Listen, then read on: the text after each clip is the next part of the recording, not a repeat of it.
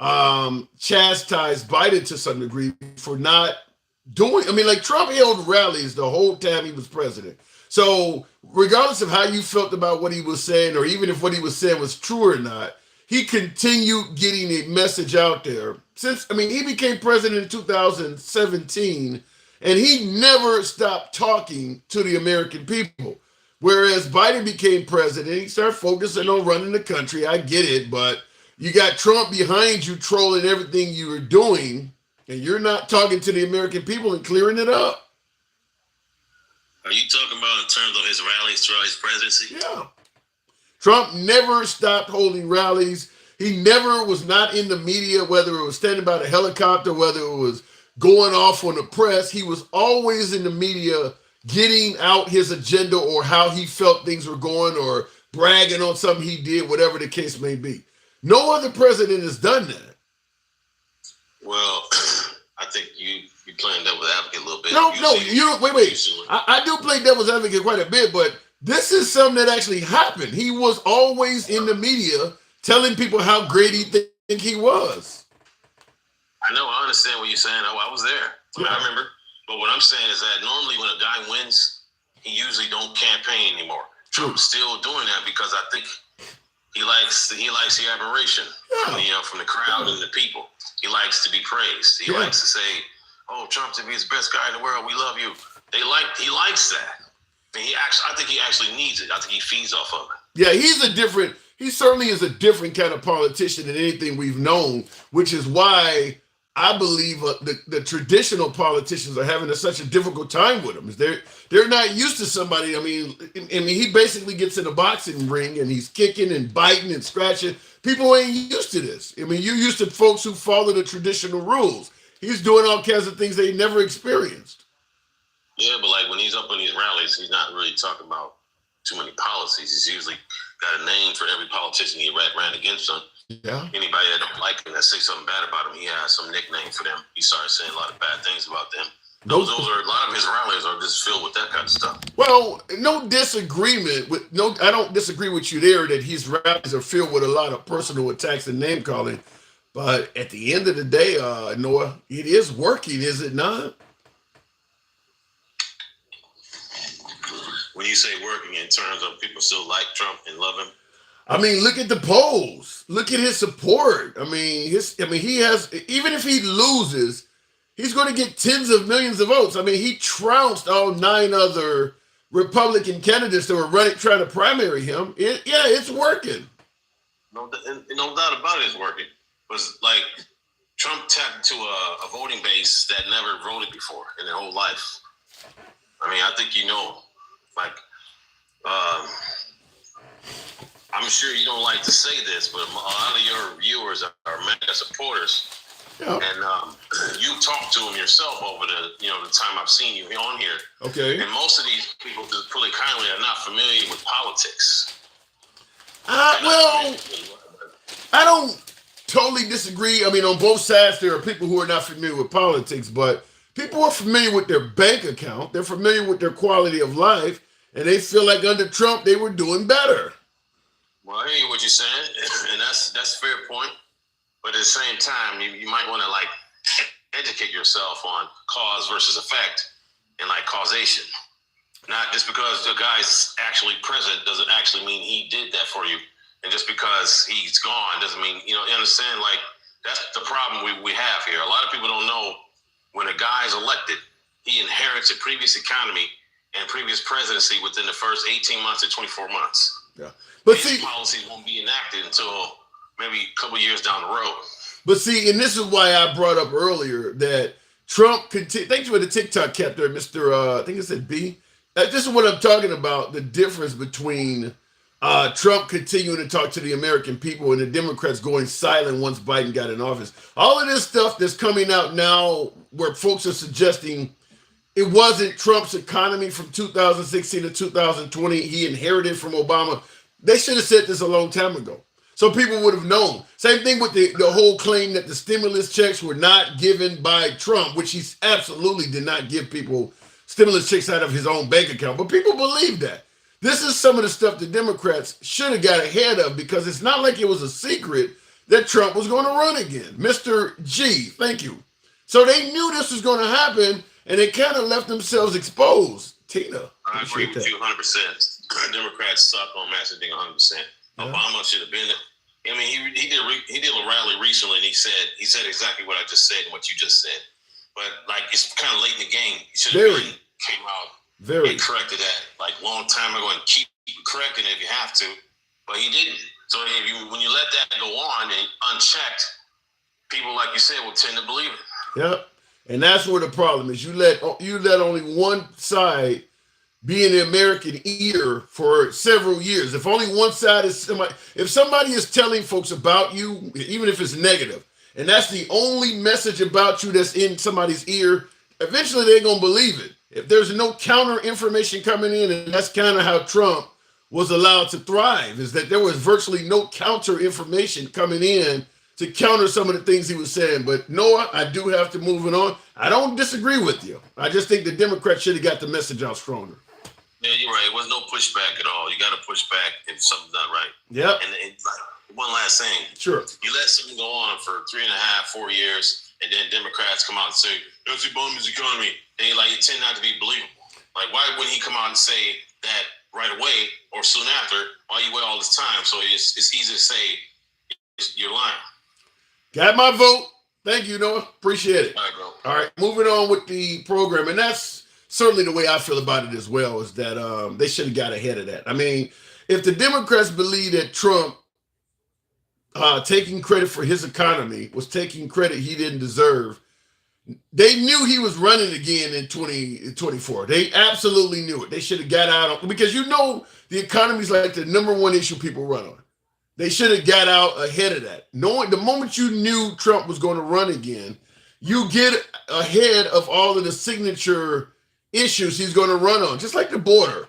Trump's been complaining about us America having a border issue before he ran for president. If you really ask me, I think he was on Oprah talking about the Japanese were causing. I mean, but the thing about it is Trump has always made it clear our borders are not secure. We got way too many immigrants in the country. So they knew he was running on that.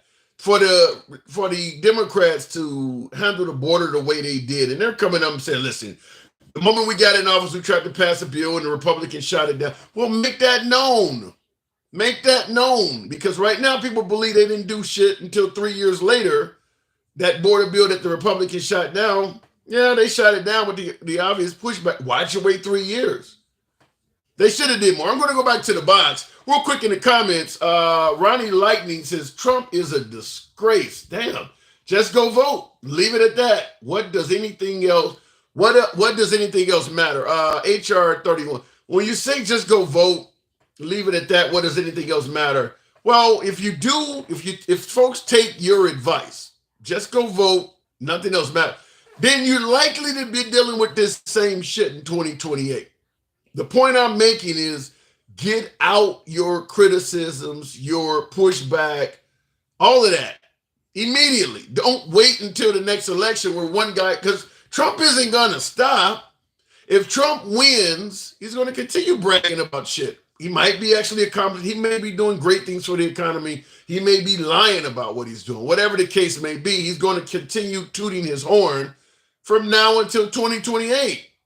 You don't want the next Democratic candidate to wait until late 2027 or something to try to catch up for those 3 years. So no, I don't believe you should just vote. I think you should get your point across.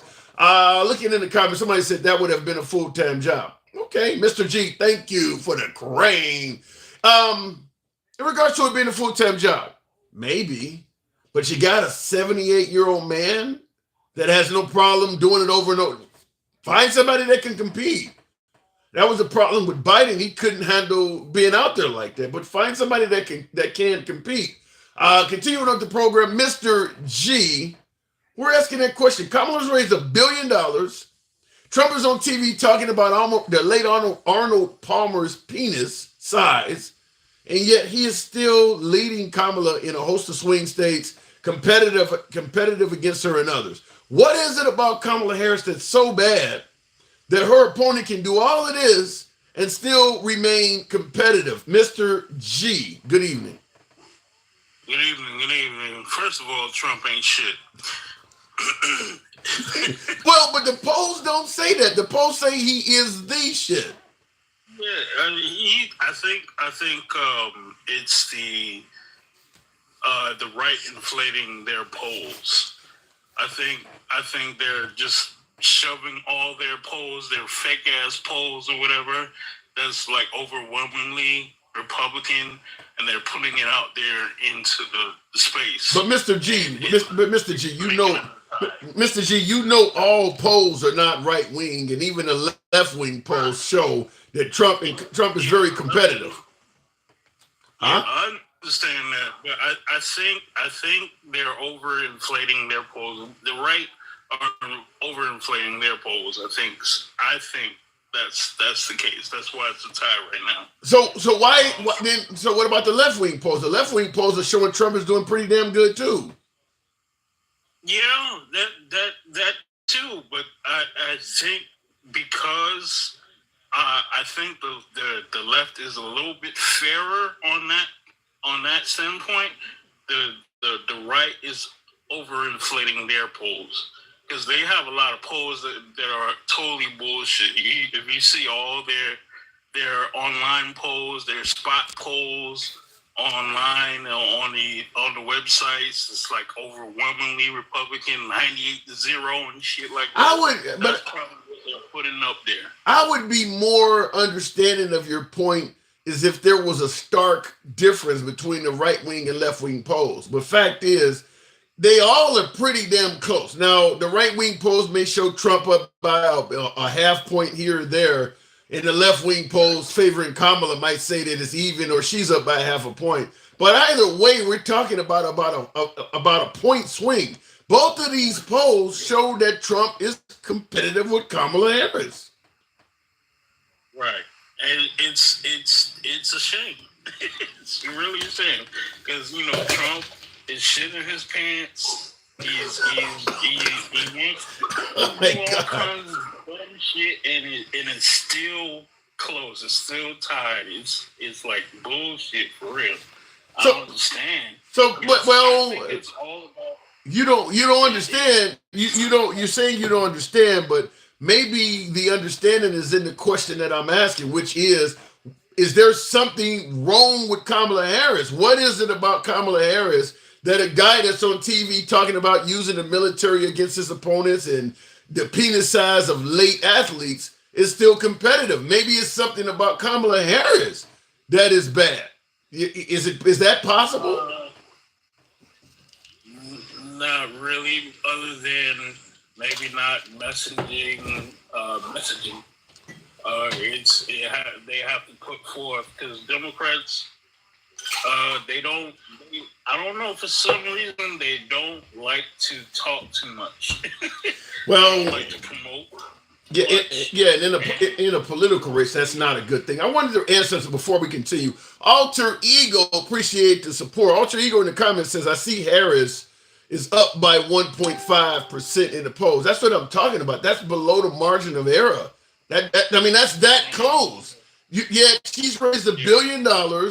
Trump is on TV talking about people's penises and using the military against his opponents, and she's only up by 1.5 percent rather, according to your poll. That's dismal. To me, I don't really put my faith in polls either, because I think the media, right wing, whether it's right wing or left wing, I think they promote this closeness to keep all of us on edge, pretty much. Yeah.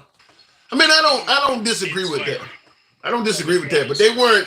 I get your point, but when Trump was running against, when Obama was running against Mitt Romney and John McCain, it was pretty clear, according to the polls, he was going to win. This is close all the way up to it. Yeah, I don't know. It's like a drama series. They want to keep you close to the edge of the seat. Keep your nose to the TV. See what changes and whatnot, and it makes them money. So it is what it is. So you're saying it's basically a matter of clicks and likes, and they're trying to drag this on like it's a Yeah, mini series. yeah, Yeah. exactly, I mean, exactly. I don't disagree that ratings are important. Hell, I appreciate the few hundred, 600 of you folks that are watching me on both platforms. I get it, but I don't know. This close? Let me ask it to you this way. If you had to give your personal opinion, let's say you believe the polls are full of shit. What do you personally believe is actually what do you think the standing is right now? Is Trump way out front? Is Kamala way out front? What do you think is going on? I think Kamala's gonna win. She's gonna go. She's gonna pull it out. Um, but I understand that Trump Trump ain't shit. Trump's not shit. So he has some shit up his sleeve. He's gonna pull out of his ass or whatever just to get ahead some way or another. So Hey, we've had Trump in office for 4 years. Like I stated before, many folks felt like the economy was doing pretty damn well. We didn't have a lot of wars going on overseas. You're saying that Trump is not shit. That's the quote. Trump ain't shit. What's leading you to say that? What about Trump? It ain't shit. What has he done?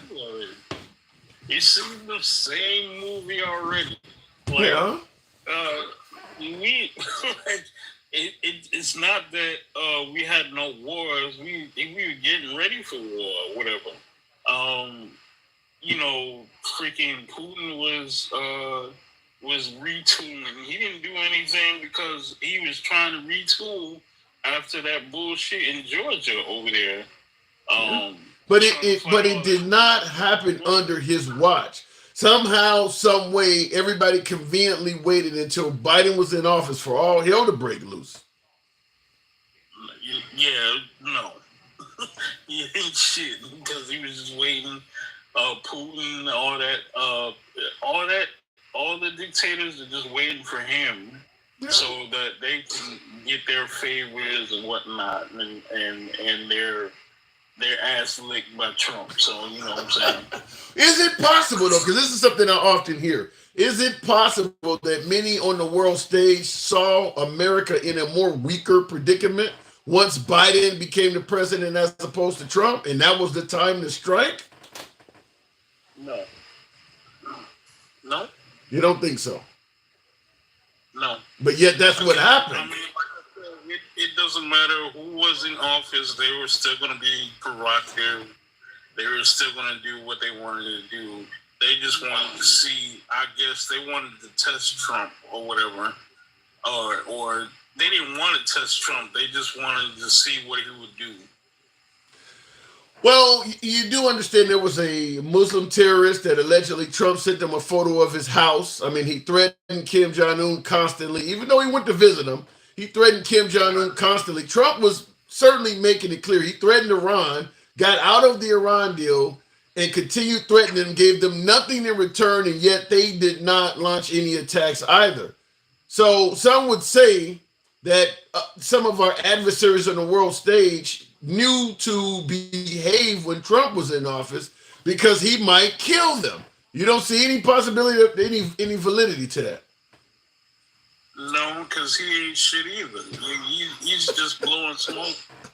He's just blowing a lot of smoke, man. He's just sitting there threatening, wagging his finger, but for real, he ain't shit.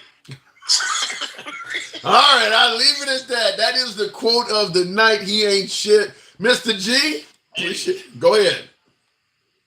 I'm also Will G on YouTube, so I've been. Oh wow, that's who this is. Oh man, I did not know. Look, none but gratitude, man. I do appreciate that. None but gratitude. I did not know that. All right, thank you. Good, man. Man. I appreciate you and your channel and all that stuff, man. Fair and balanced, whatever. But MAGA ain't shit. You know what I'm saying? They really need to smack them. You got me cracking up with this. He ain't shit. You sound like about half of my exes I'll leave it alone. But you sound like about half of my ex-girlfriends. But he ain't shit. That's the word. Like, yo, they talk about they can't uh, come to vote for a woman. So what the fuck? Yeah. Your mother ain't shit. Your aunts ain't shit. Your sister ain't shit. Well, I hate to say this though, but a lot of men of color are the ones that are saying that. A lot of men of color are the ones that are, not keen on Kamala because she's a woman. There's a lot of misogyny even among the minority community.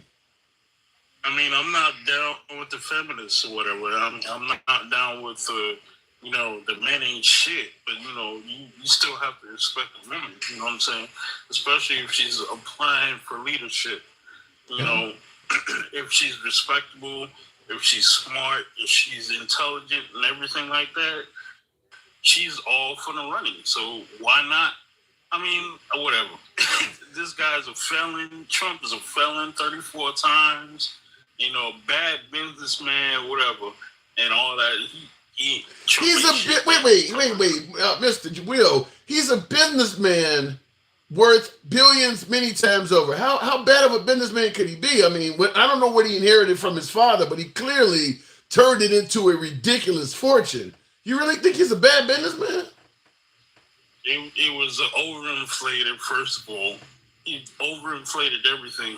He took millions from his inheritance, squandered it. Obviously, if anybody else did the shit that he did, they'd be under the ground right now. Yeah. I don't totally disagree that Trump has done things that I don't think a mere mortal could get away with. I'm not disagreeing with that, but he did state he could take somebody out in the middle of Fifth Avenue and get away. So he kind of knew.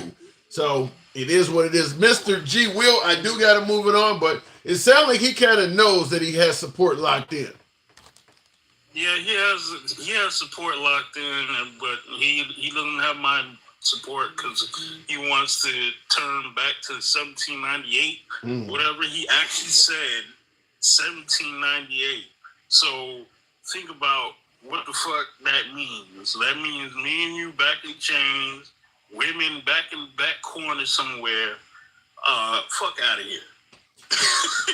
I'll leave it at that. Appreciate you coming through, man. And thank you for the support, by the way. Right now. Appreciate it. All right. Moving on with the program. Hopefully it's not as bad. Now, my last guest, a lot of folks say the same thing, but hopefully it's not that. Taking it back to the 1700s. Wow. Remember the old, I think it was the Doobie Brothers taking it to the streets?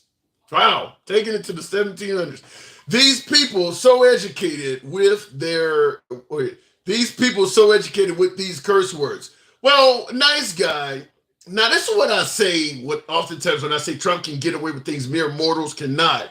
Mr. Nice, not Mr. Nice Guy. Nice Guy 1515 in the comments says, these people so educated with these curse words. Now, he's obviously referring to my last caller. I got to push back on from the obvious angle. Trump says curse words all the damn time. And no one has an issue with it that supports him.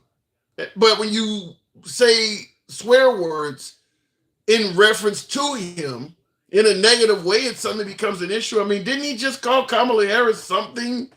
Didn't he just use profanity to describe Kamala Harris this weekend?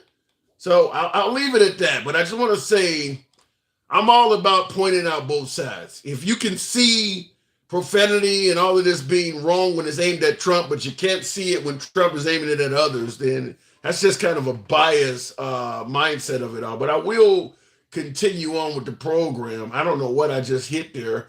One of my subscribers, Jeremy, good afternoon. Welcome to the program. What is so bad about Kamala that she could raise $1 billion? Her opponent could be talking about other people's genitals and still be highly competitive. Jeremy, what say you? Well, I'll just say this. Before I even begin, I just want to say thank you, Mr. G, for coming up. That was wonderful. I'm so proud of you.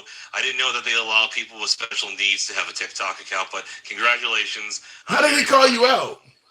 No, I'm just messing. Oh, I'm just messing around. Okay. All right, I'll leave it at that. Because I didn't think I heard him say your name.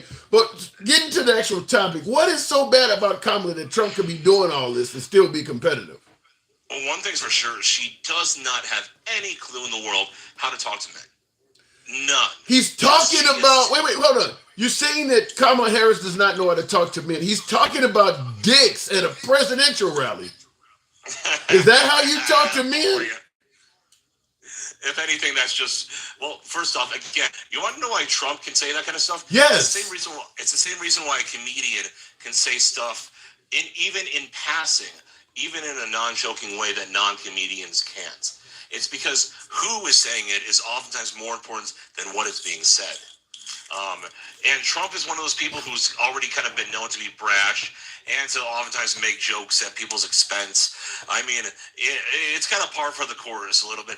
But here's the thing: there's something that cuts a little bit deeper with Kamala, and I don't care if people call Kamala. I don't really care. I get it. We know that, but what could she say that cuts deeper than talking about the size of a dead guy's dick? Explain that. Bringing out the corpse of Obama till, in all his crypt keeper glory, trying to tell people, hey, you're a misogynist if you don't like Kamala. Remember, she's got a vulva, so you better vote for her. It's like, no.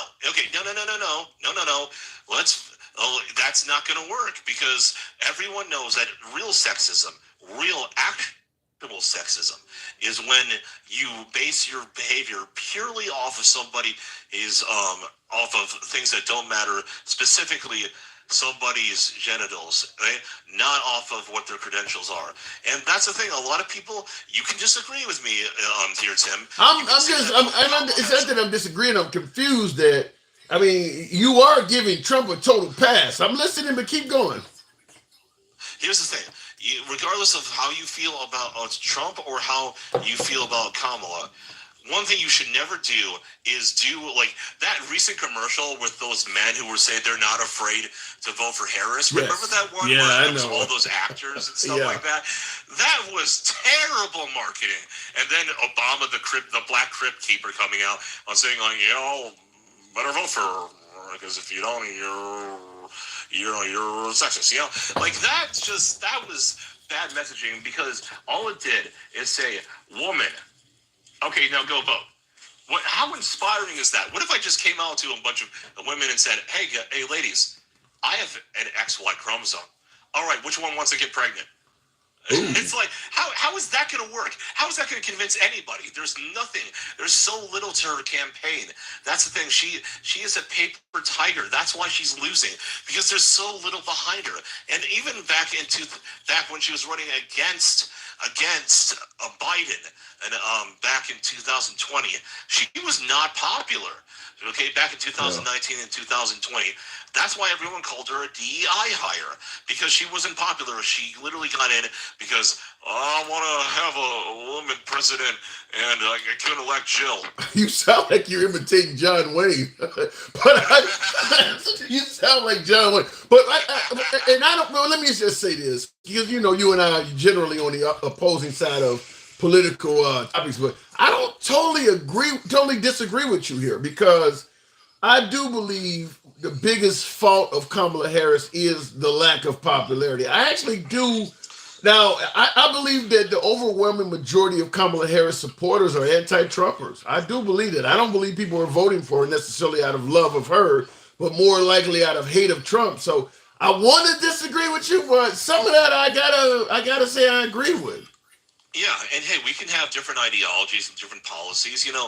I'm assuming you're more pro-choice while I'm more pro-life. Yeah. But I think we can all. But here's the thing: if you're watching a horse race at the tracks, and you see there's one horse that looks like its leg is broken, and it keeps running into the fence. At some point, you can be like, I don't think that one's gonna win.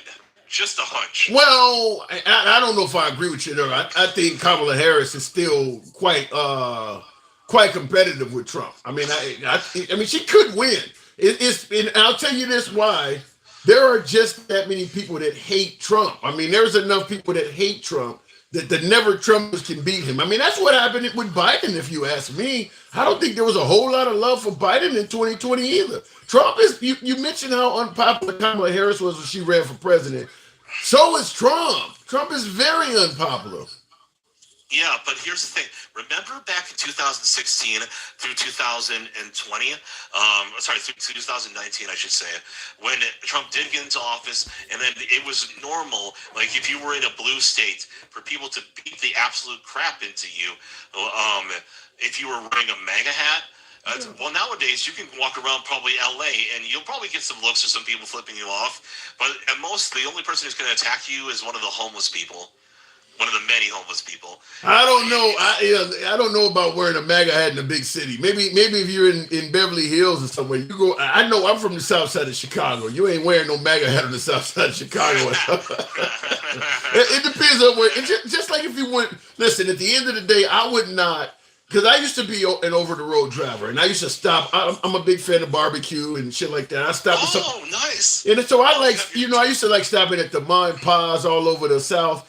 I wouldn't feel comfortable walking into a Ma and Pa in the Deep South with a Black Lives Matter t-shirt on either. I wouldn't trust the food they serve me. So there are some places you can't go. Well, that is true. Hey, by the way, congratulations. I almost went for my CDL. I thought that would be pretty I don't have one. I I did it in a van though. I don't have one.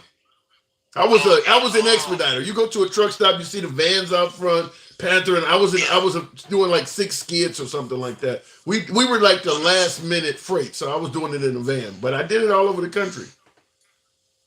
Yeah. Oh, nice. But here's the thing. Another thing. There isn't a whole lot for Kamala Harris to really build herself on. Here's what Trump can say. He can always say, like, hey, look at how much lower the prices were of groceries when I was in office, or the price of basically everything. And look at how much better the wall looks on my side. It may not be finished because of a bunch of budgetary issues, but look at how much more massive it is and how much and how pathetic the old Obama wall is. He can at least stand on that. Kamala now has to defend, well, look at all the things people are criticizing you about, and you've been in office for it, especially when it comes to the southern border. People can just bring that up infinitum. I would say, here's where I would push back a little bit. I do believe that a lot of folks, I hear, my last caller, and a lot of folks do get Obama credit for Trump's economy. I'm not necessarily totally like that, but I will say this. What you just said, I think would have a lot more validity if you were saying it on January 5th. After January 6th, when you start talking about Trump's economy and all of that stuff, the right does not attribute Trump any credit for what happened on January 6th. The independents and the left and the traditional Republicans do. They hold him accountable for what took place that day. The MAGA believes it was just a bunch of crazy supporters that went and did that all on their own. Everybody else attributes that to Trump. Well, I wouldn't be surprised if there were a few feds there too, but hey, that's just my opinion. But here's the thing. Regardless of how bad that day was, which it was bad, and I do think it embarrassed us on a world stage, I want you to think about all the other embarrassments that have happened, especially under Biden. Especially when Biden, compared to January 6th, what has Biden done that's that bad? The man fell up the stairs on an Air Force One. Are you kidding me? The man. Wait a minute. You're comparing a 70, almost an 80. What is he? 82 now. You're comparing an 80-year-old man falling down up the stairs of Air Force One. I get it. He fell down a number of times, but you see that as worse or more embarrassing than January 6th? He really could have used life alert. I've fallen and I get it. I'm with the jokes. I get all of that. But you really believe on the world stage that is worse than showing the world how vulnerable we were? On that day, if MAGA hadn't been organized enough, they literally could have cut off the entire head of the U.S. government. They had everybody in power, the entire Senate, the entire Congress, and the VP all in one building, and they had literally captured that building. You're comparing Biden falling down to that? Oh, hold on. First off, a lot of the senators were actually in other buildings that were a part of the greater apparatus that is the Capitol. They were within walking distance, Jeremy. Come on now. Well, yeah, okay, yeah. Fair enough. But here's the thing: it wasn't just him falling down. It was him literally admitting that he was reading off of a card and showing like the card or in the middle of like the address the nation. What is it called? Presidential address to the nation. It's where he goes in front of Congress and talks to the nation. Forgot the name exactly.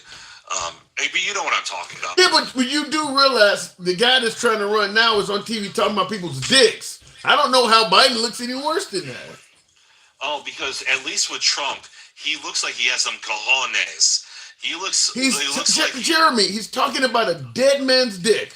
Where are you going with this?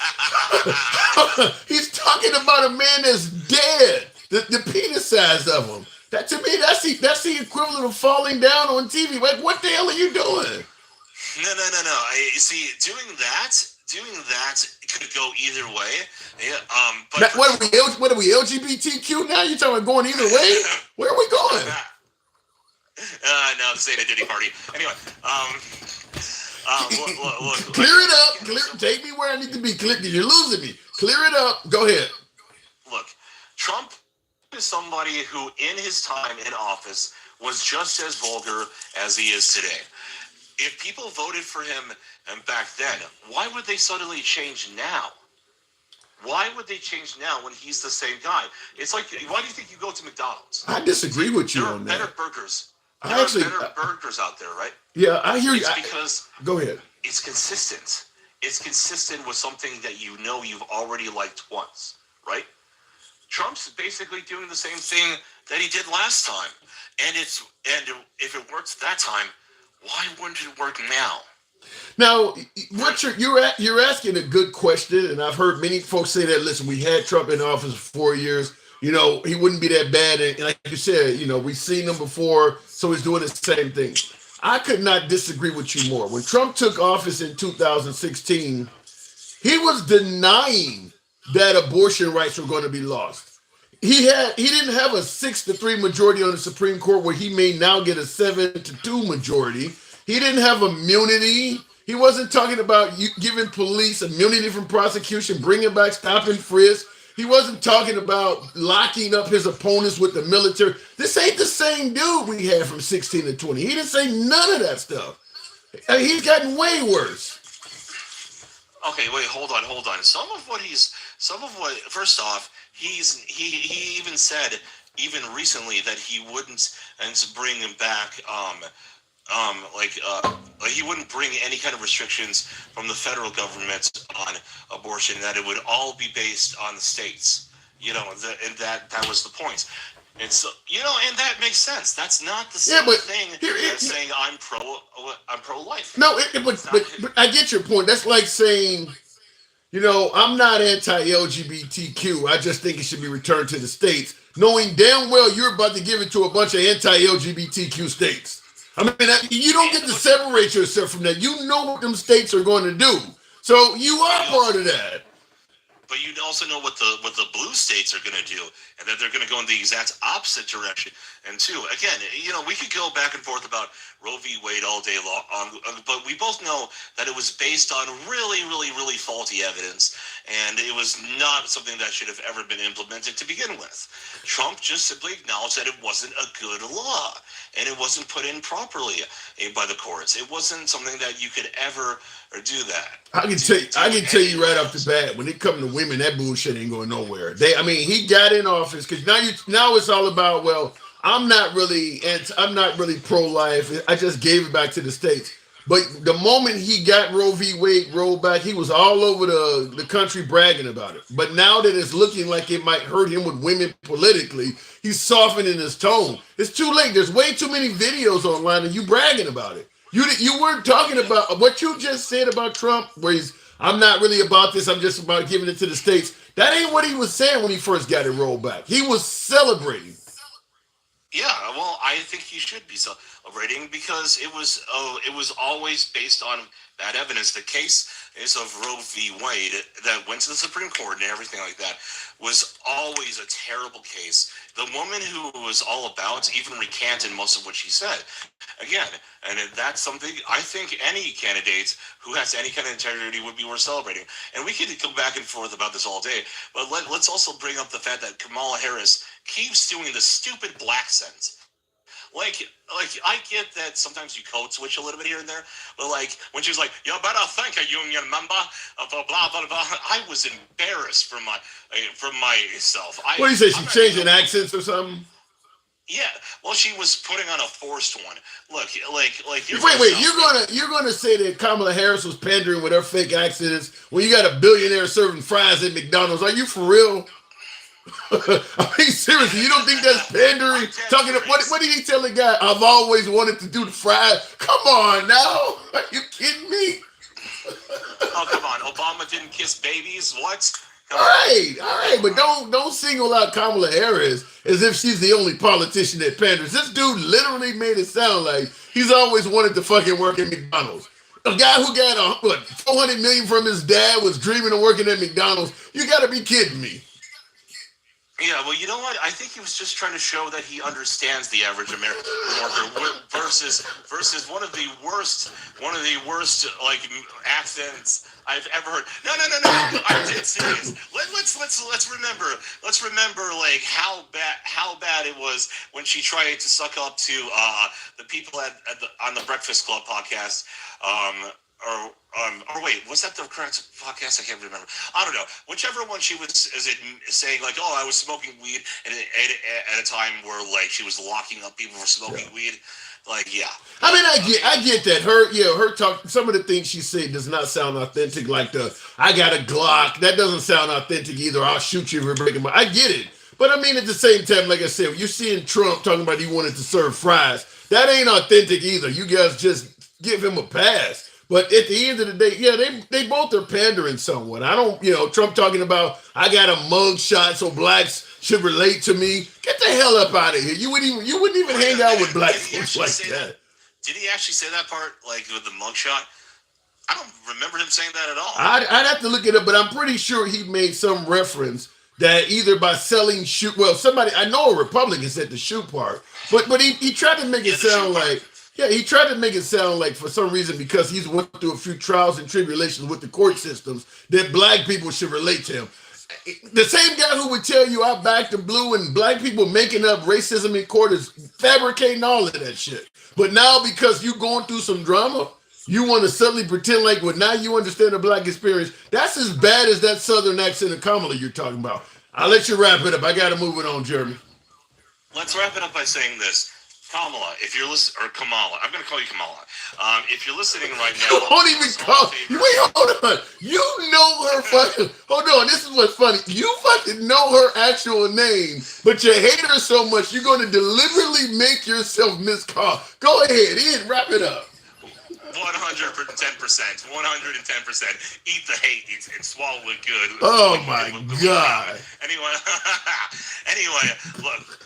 Kamala, if you want the male vote, okay, here's what you do: hire some straight men and tell them how to make a commercial about what it looks like to be a real man. And I mean straight men this time, straight masculine men.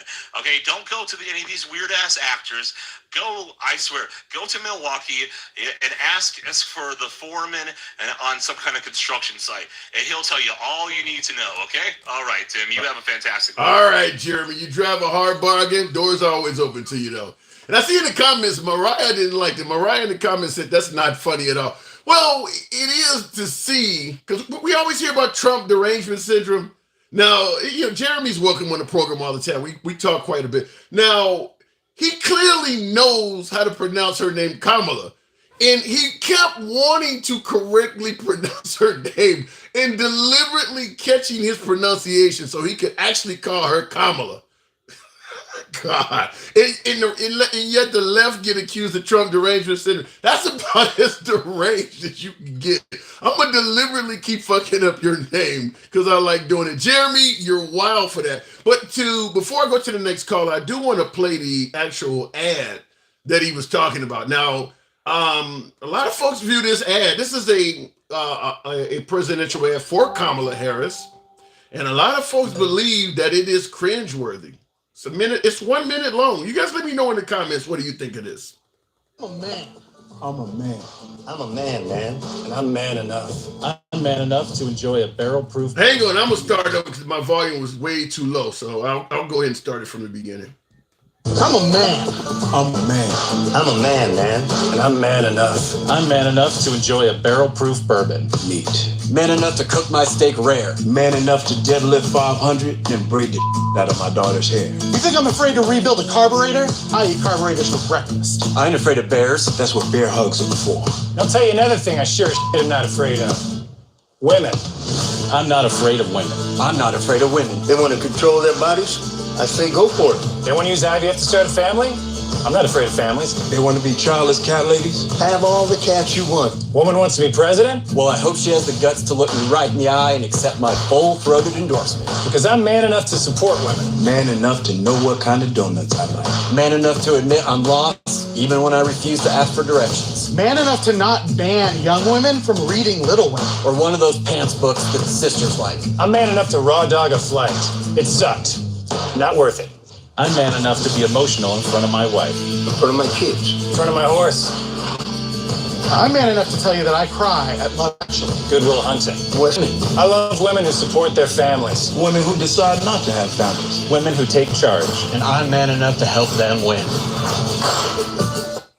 What are you guys thinking? By the way, Will G, I did see that super chat and I was trying to correct it and I ended up freezing the whole damn stream. I don't know why it's giving me such trouble, but Will G, I wanted to acknowledge that and now I can't because it disappeared. I do apologize for that on the YouTube side of things. But Will G, I did see that super chat. I couldn't keep it on the screen to read it though. Something's really wrong. Okay, I see in the comments a lot of folks are saying, what's wrong with that ad?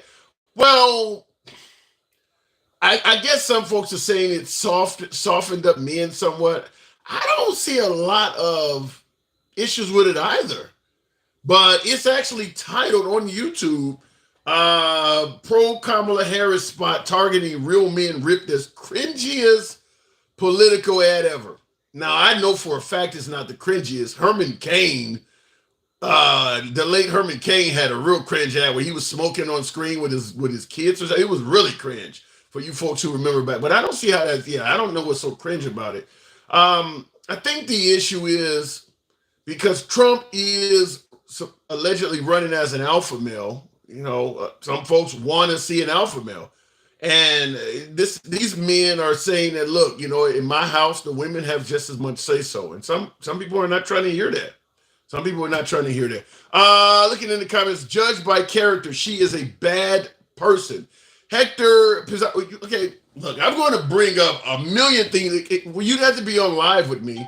But if you're going to suggest that if you're judging Kamala Harris by character, she is a bad person, there's a lot of counters that I could come up with on that. I mean, there's a lot of things I could come back and say, but you're in the comment section, so I'll leave it at that. Full-throated endorsement is something that Kamala has given many politicians, according to Judge Joe Brown. A very dead horse. Ha ha. At the end of the day, Judge Joe Brown.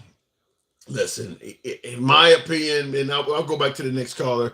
He's essentially a washed up television judge that supports the right and hates the left. I mean, anytime you hear of Judge Joe Brown in recent times, it's criticizing somebody on the left. That's all he's kind of become a talking head. Now, real quick before I continue with the program, Judge Joe Brown has never met Kamala Harris. I mean, he has a video calling her a hoe and saying he knows hoes and she's an old hoe, but never met her in person.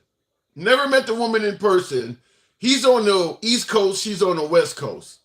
That's it. I mean, what he said, in my opinion, is so disrespectful. But at the end of the day, listen, I understand he leans right, and I understand a hell of a lot of folks on the right like Judge Joe Brown because he's heavily critical of folks on the left. But yeah, for him to call her a hoe and all, I mean, that's terrible for him to say that. Will G, Joe Brown and Harris have never met. Yeah, exactly. And Brown is going senile. Judge Joe Brown is going to stop believing what you hear. Yeah, I don't give any credibility to Judge Joe Brown at all because he's kind of taken up on a role of a political talking head. I mean, every time you see a video by Judge Joe Brown, it's criticizing the left. That's it. So that's kind of what he's doing. Continuing on with the program, though, I think Trump has the worst character of any president we've had in modern history, says Facts Only. Yikes. There are people who agree with you, though. There are people that agree. Let me continue the program on with the one and only Denkow. Not getting a lot of MAGA. Well, I just had Jeremy, though, so appreciate Jeremy coming through. Denkow, good evening. I think, Denkow, good evening. Hey, what's going on? Worst character of any president. What say you? Yeah, by far. Really? And that comment was talking about in modern times. I'm in the history. No. You got slave owners in history. People who way worse character than Trump. They rocking neck and neck, man. They rocking neck and neck, man. He's a pretty horrible piece of shit. What was old guy? The other guy? You said the same thing you said. He was calling him a piece of shit. I think that was Mr. G. Yeah, he was saying the same thing. Yeah, he ain't shit. Damn. No. Yeah. Did he do anything right? In 4 years worth of thousands of decisions as a president, of course he did some things right. Like you can't take, those things away from him, but you have to weigh, the pros and the cons. Like, like the tax breaks, like they generated, a little bit more wealth for the country because the corporations were raking in hands over fists, and the American people don't know how to put the credit cards down, and we just keep spending and spending and spending. Did it help? I mean, technically, yeah. Yeah, and I will say in the real quick before I continue with you, Denkow, in the comments, It's Too Deep says read Confronting the Presidents. Now I'm aware of that. I got all the killing books. In fact, they're right behind me, at least 6 of them. Confronting the Presidents is he normally would say Killing the President. That's a Bill O'Reilly book. I normally would have it by now. I generally get Bill O'Reilly publications right away, but I've heard several reliable sources say the book is terrible, and he does list Biden in that book as the second worst president in history. And listen, I still would have bought it because I'm a big fan of Bill O'Reilly, but I cannot think of a woman. She works for PBS. She's a blonde, and she's related, like a third generation descendant of one of the presidents. And Bill O'Reilly interviewed her, and she was like, "This is what you did was terrible." She's like, "You don't even have the age and dates right of a lot of things you said about my great grandfather." So it kind of threw me off on the book, but I will get the book. But yeah, just because that happened, I decided to wait and buy it. But I just put it on the Christmas list and let somebody else buy it for me. But normally I would have it already. But when she got on there and told him that to his face, and he said something like, "Listen, we got 40-some presidents. We don't have enough time to get too deep." Then why do it? When this girl can say you don't even have his age right. It didn't look good. Exactly. And the thing that everybody needs to understand is the president's legacy is not fully measured, the first 4 years after he left. Like, it takes a while for all of the things you've done, like the infrastructure bill. People saying, "Well, what did it do? I can't tell." Blah blah blah. It was spaced over a 10-year period. So maybe the next generation might look back and say, "Wow, he did so much for the roads and bridges and airports and all of the lead pipes in the country." Like, we might realize it then, but saying it right now means nothing. Not just taking a shot at the man. What do you think Trump's legacy will be? It would be horrible. I'm trying to think. I'm trying to think of somebody who,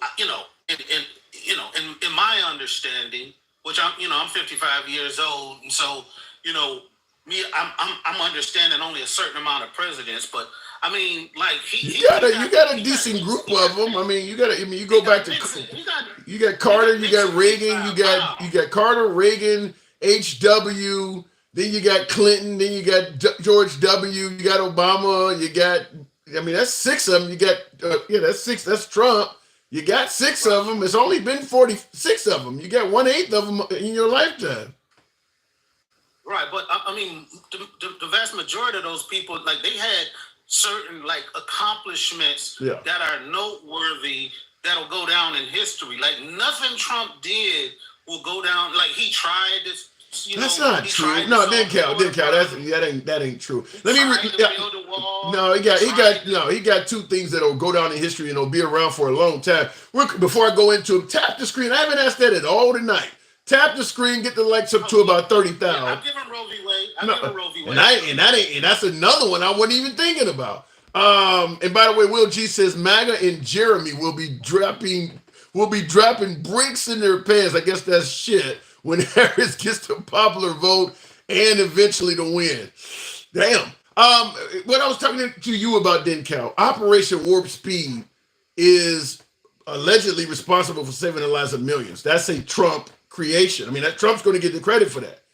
And I mean, that the vaccine's going to live on. Yeah, I'm gonna let you say the other one, but look, I doubt very seriously if he's gonna go down in history as like he's gonna get credit for that. Like Good point. He was walking out the door. He was walking out the door when Biden was the one who took it. There was a poor plan out there to distribute it. They didn't have enough shots, and he had to institute the emergency manufacturing. Like, I don't know if he'll get credit and people be looking back like, oh, look what Trump did. Because the rollout was terrible. He was talking out of both sides of his face because he was trying to save the economy for his second term. And he wouldn't let Operation Warp Speed do what it was supposed to do.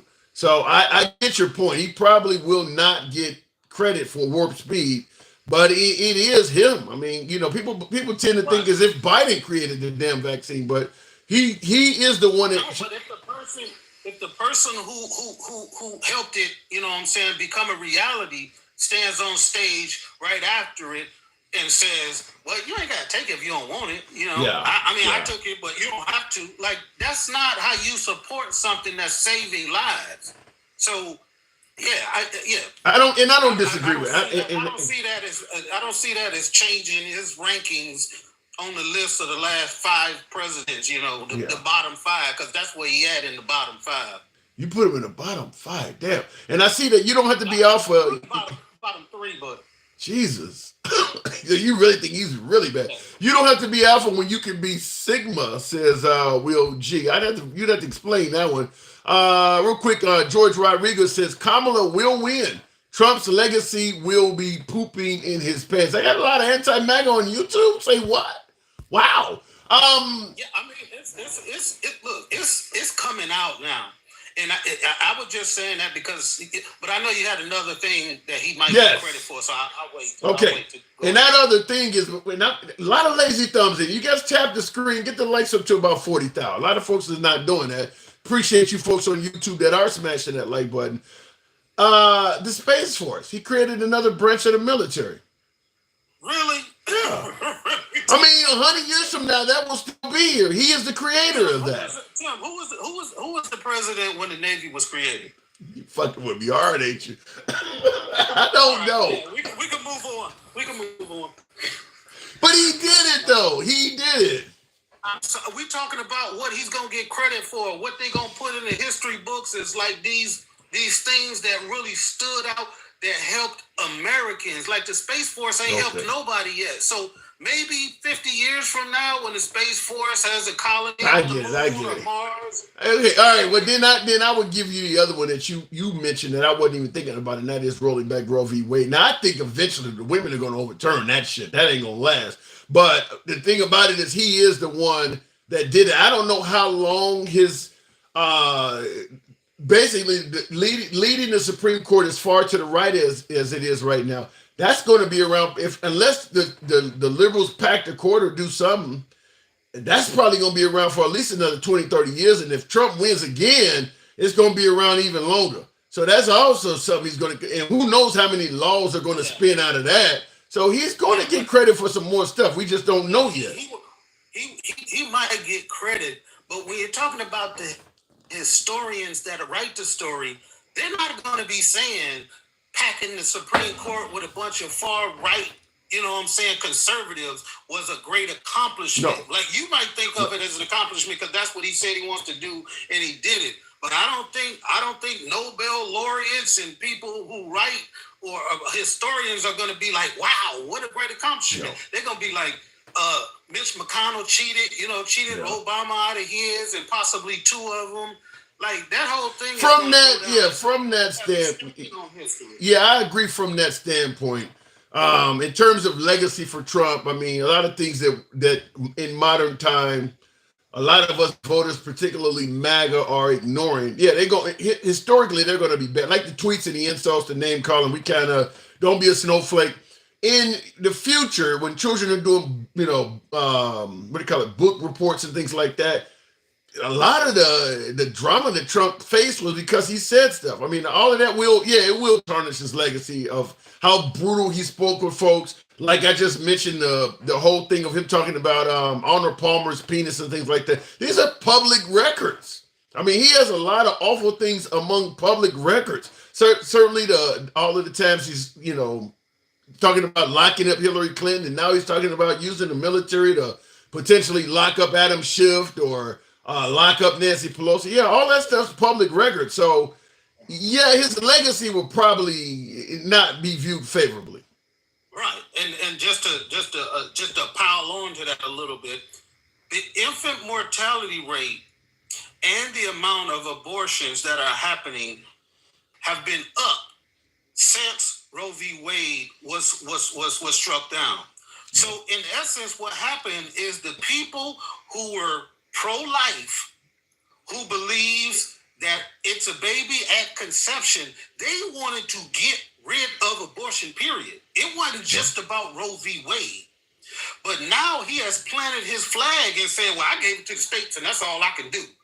That's not what those people wanted. No. They wanted more babies born. They wanted more, they wanted to save all of these lives. So if more lives are being lost right now, did he succeed? No. He did succeed. I mean, at the end of the day, it would be like a lot of liberals want to, to some degree, reduce handguns in this country. But if they were only able to limit, 50-round drums or, limit certain types of firearms, is that really a success? They would view it as because it's a stepping stone towards doing what you want to do. What Trump did is a stepping stone towards giving the evangelicals what they want. Exactly. So, yeah, he did succeed with them. Right, but now that it's time to put the dagger in, to go ahead and finish the job, he's backing away. He's saying, look, because ultimately they want to get rid of it. No. He ain't backing. He is not backing. He's not backing. Yes, he is. No, he's not. No, he's not. He said he will not vote for any federal mandate. I know he probably lying. Yes, exactly. That part right there. That part you just said right there. It is an election season, and he's saying what he can to back off because he's losing women votes. That is not true. You're damn right he's lying about it. When he gets in office, all of the people that were, hating on him, all the liberals, you're damn right he's going to support a federal abortion ban once he gets in there. Right now, he's just saying that because he wants to get elected, and he realizes he's losing female votes. Hey, Tim, you can't be saying that in front of your MAGA people, man. I'm trying to... Free speech. Free speech. Free speech. You cannot tell me that he's just lying about this. He's lying about that. He's lying about that. What he said.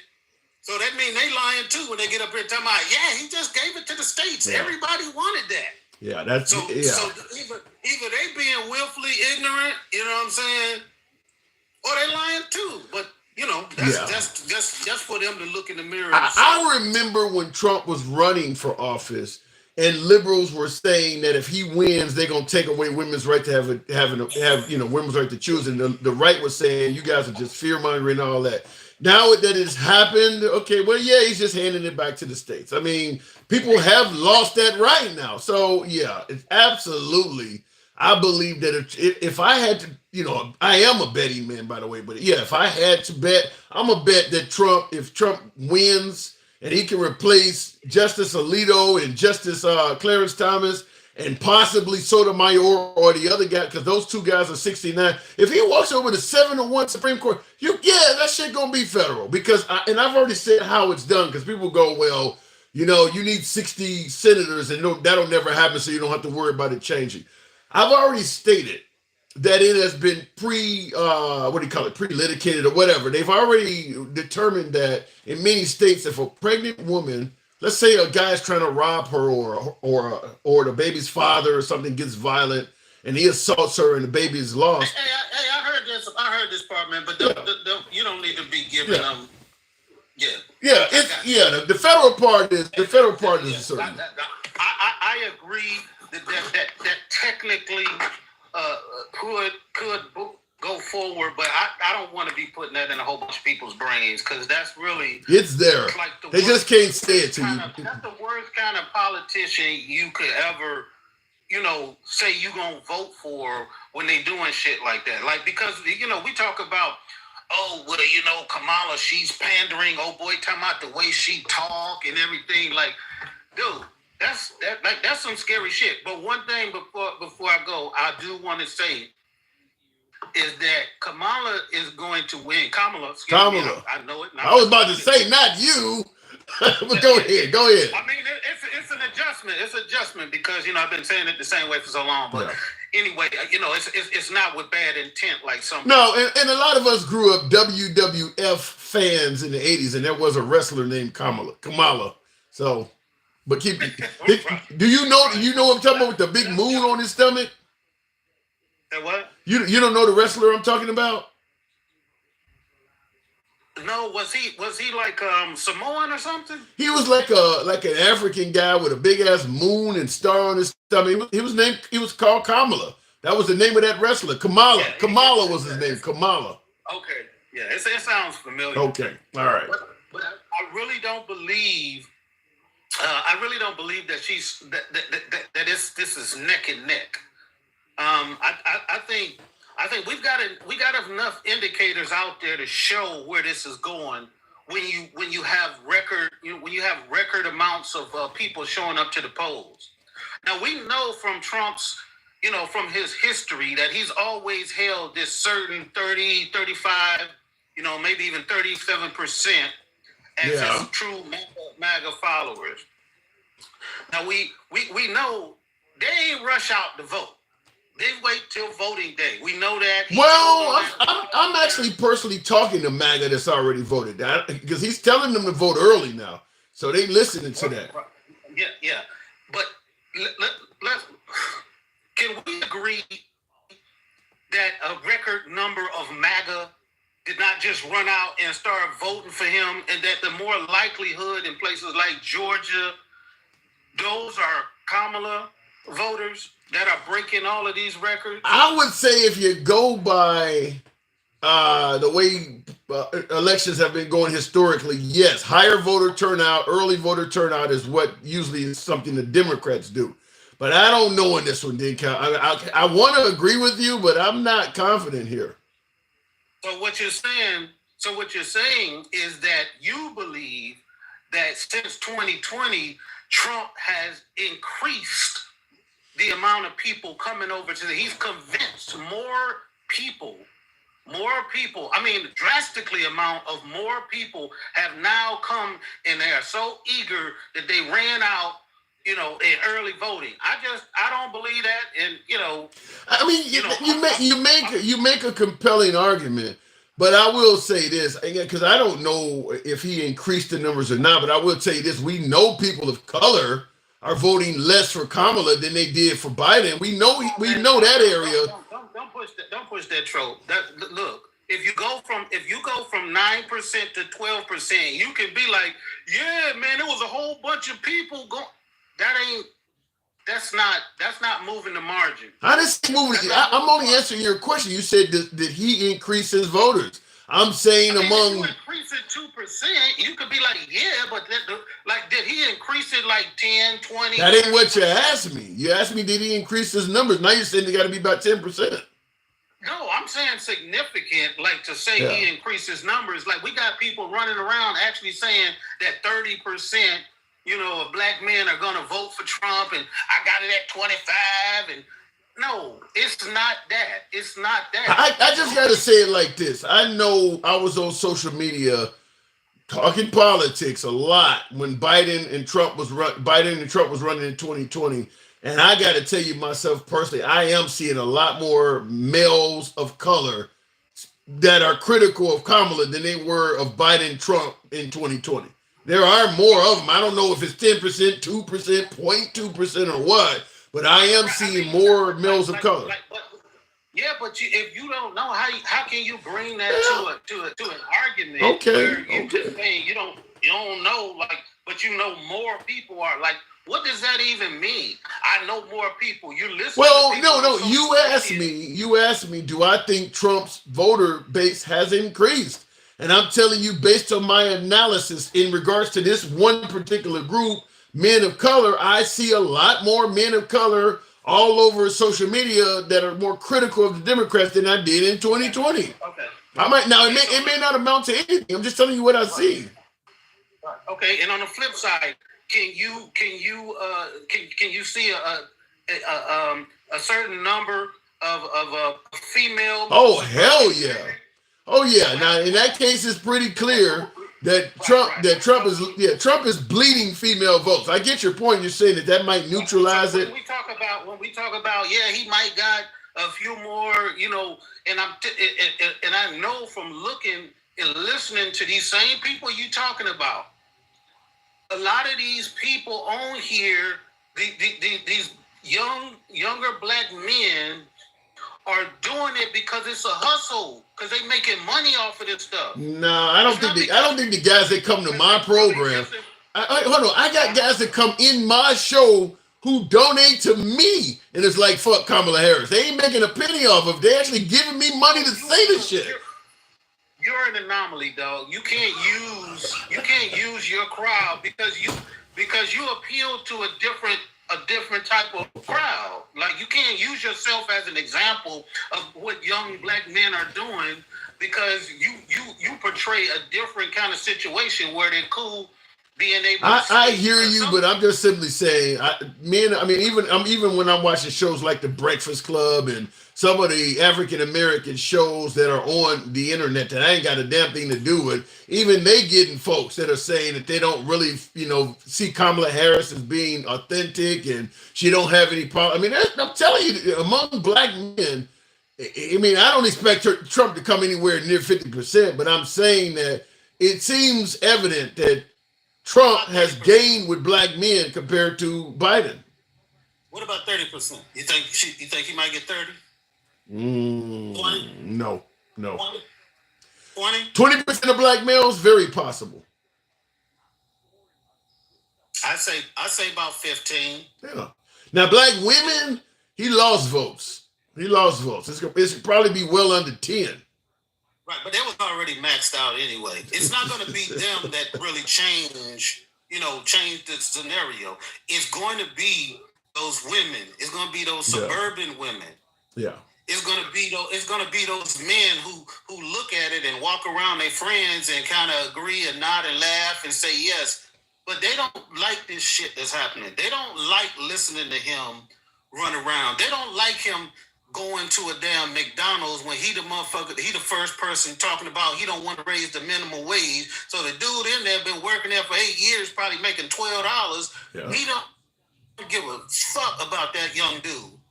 But he there to do a photo op so he can run around and say, look at me. So I miss me with the pandering, because this motherfucker done jumped in a damn truck and blew the horn like a 5-year-old kid.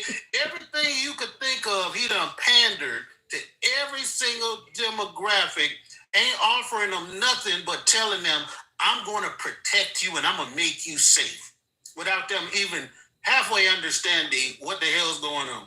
15 days didn't count. Thanks for coming through. All right. 15 days. All right, moving on to the program. I want to respond to a couple super chats. A very dead horse. Biden was BFFs with KKK in his party, like Al Gore Sr. Kamala called him a racist in the primary and then accepted his VP nomination. What character do they have? First of all, I can respond to both of those. So you said Biden was BFF with the KK. You're talking about Senator Byrd. I'll describe that in a minute. And then you say that Kamala called him a racist in the primary and then accepted his VP nomination. What character? You do realize that Kamala Harris, and you're correct, she did indicate that Biden was somehow a racist or whatever. But you do realize that whole argument is neutralized when Trump selected a guy that said he is Hitler-like. I mean, J.D. Vance did the exact same thing you're accusing Kamala Harris of in a far more descriptive manner. Far more. I mean, he straight up said the dude is Hitler-like. So I don't think you want to bring that up because what Vance did was so much worse. But in regards to Biden hanging out with the KKK and Senator Byrd, that story is incomplete because at the end of Senator Byrd's life, he died in 2010, if I'm correct. At the end of his life, he had made up with the NAACP, and I believe both Obama and Jesse Jackson were at his funeral as well. I mean, he had made up with the black community for whatever that's worth, but he was certainly not affiliated with the KKK in the last years of his life. He had turned his life around from that manner. Real quick on the monitor before I clear it. For folks who don't know, the guy on the monitor is the 80s wrestler. His name was Kamala. Kamala. He is when the WWE was still called the WWF, he was a wrestler from that period. Now, somebody said they thought he was a Samoan. I don't know about that, but you see, and he does have a moon on his belly. And for you folks that are from that era, from the 80s, I'm sure he was somewhat well known. He was somewhat, I mean, Iron Sheik and Andre the Giant, that era. I mean, he was somewhat well known from that era, So that is Kamala. Kamala. I'm going to call him Kamala, but that is Kamala, the WWF wrestler from the 80s. Anyway, going back to the program, do want to respond to a couple other super chats. Will G, Sigma male, that is independent and self-reliant, never in the crowd. I did not know that. She's a sorority sister, right? Kamala Harris. You're talking about Sigma. What is her soror though? I know she's a sorority sister though. Will G says Trump wants to basically go back to 1776. She's an AKA. Okay, that's what she is. Trump wants to go back to 1776. You think he wants to go back that damn far? Brutal. Real quick, Trump said 1798, a great time. No politicians was playing around. Yes, I can see why it sounds about white. Yeah, he did say that. So I guess you do have a count. And somebody said he said it today. One of the things I'll give Trump credit for before I continue on with the program is he literally floods the airway with so many wild, controversial comments that it's hard to keep up with him. I mean, what is today? The 21st? This time next week it'll be the 28th. I bet there'll be 3 or 4 more controversial comments Trump will have made. They always say as long as you keep speaking, you're going to say some shit you shouldn't have said. Well, because he kind of traffics in it, by this time next week he'll be able to say 3 or 4 more wild things. It's hard to keep up with it. They're happening so fast. I mean, he used profanity to describe Kamala Harris. He's talked about Arnold Palmer, the size of his penis. He's talked about using the military to go after Adam Schiff and Nancy Pelosi. All of that's been less than a week. In less than a week. Haitian migrants are eating cats and dogs seems like ancient history now. I mean, he moves so fast with this stuff. It's just insane how quick he moves. George Rodriguez, come on, what do you think? Trump was excited, hoping Arnold would. Wait a minute, I don't quite get that. You're saying, come on, what do you think? Trump was excited, hoping Arnold would do him? Oh my God. Thinking Arnold Palmer would insert that large. Oh my God. Maybe he did scramble his brain. Kamala will win. We want a real president. All right, George. Now, I don't think Trump saw the guy's genitalia. I think what he's trying to indicate is that somebody else was in the locker room with Arnold Palmer, and that person saw his genitalia. And because Trump has a lot of context in high places, somebody else he knows came to him and described Arnold Palmer. That is crazy, by the way. That is crazy. Young black men want money, but they do not follow politics properly. All they see is Trump's publicity. And I think there's a lot of validity to that, Will. I think there is. Martin Gingrich, did Kamala ever work at McDonald's? and I want to play this clip of Trump before I go back to the next caller. And for you folks that are tapping the screen, the very few folks that are doing that on TikTok, I do appreciate that. We should be about 50,000 by now, but I do appreciate those who are showing the program some love. So thank you. Did Kamala Harris ever work at McDonald's? I'm going to respond by saying I don't know, but I will tell you this. My own personal story. I did work for Burger King for 2 years while I was in high school back in 1988 in the city of Milwaukee. I could not prove that if my life depended on it. And I was there for 2 years. I damn sure know I was there making $3.80 an hour. So when Kamala Harris, who worked allegedly for McDonald's back in the early 80s, well, how do we know her? They're criticizing and saying she didn't work there. I wouldn't be able to prove I worked there. I wouldn't know how to go about proving it. I don't know anybody who worked there during that time. I don't believe that anybody, I don't think the ownership is the same. The IRS, I don't believe they keep that's 40 years ago almost. I don't believe the IRS keeps records. There would be no way I could prove that. Because people are saying that with Kamala Harris is that she didn't work in McDonald's. I don't know how she could prove it. Real quick in the comment section, George Rodriguez, be a real American. Vote for Kamala. Trump, Vance are fascists. Damn. You're giving them credit for lying. America loves real winners. I'm not giving anybody credit for lying. I will call Trump out when I think he's lying about stuff. I'm not giving him credit for that. But I do want you to understand that what you think is a lie, other people are celebrating. I mean, like the Haitian migrant thing, you and I don't believe that's happening, but MAGA does. So when you say America loves real winners, there are millions of people in this country that believe Trump fits the definition of a real winner. They see Trump as a real winner. So understand that your voting mindset may match mine and mine may match yours, but somebody else may think you and I both are full of shit. That's how it works. She got my entire family's vote, says Ebal 542.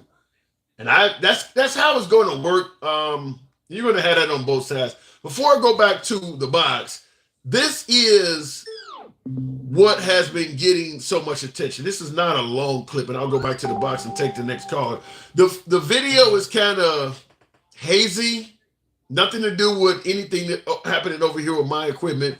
That's because Trump is now performing his outdoor rallies behind bulletproof glass, and I believe that's the sun, the haze of the sun bouncing off the glass. So the camera, because I looked it up from a number of sources, and they're all hazy like this because that's the best image they could get on a sunny day of Trump speaking behind bulletproof glass or whatever the hell you call it, glass.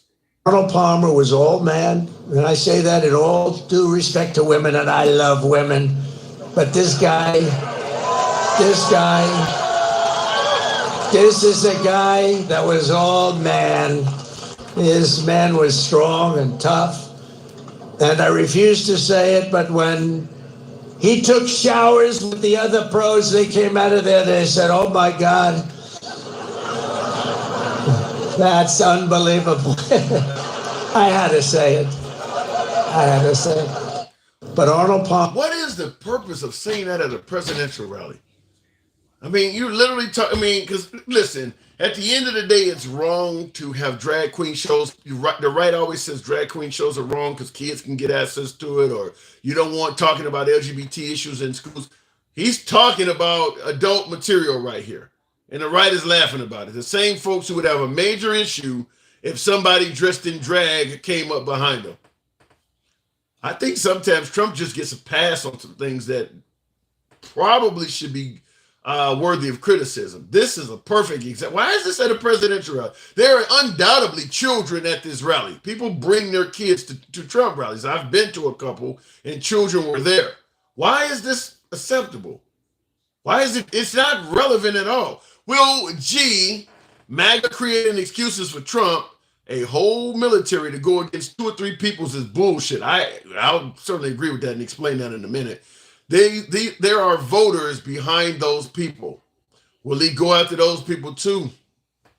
It's a sad state of affairs. I don't know. I hope not. But he does raise a good point, suggesting, when Trump talked about potentially using the National Guard and the military to go after Adam Schiff and the likes of Nancy Pelosi, what he called the enemy within.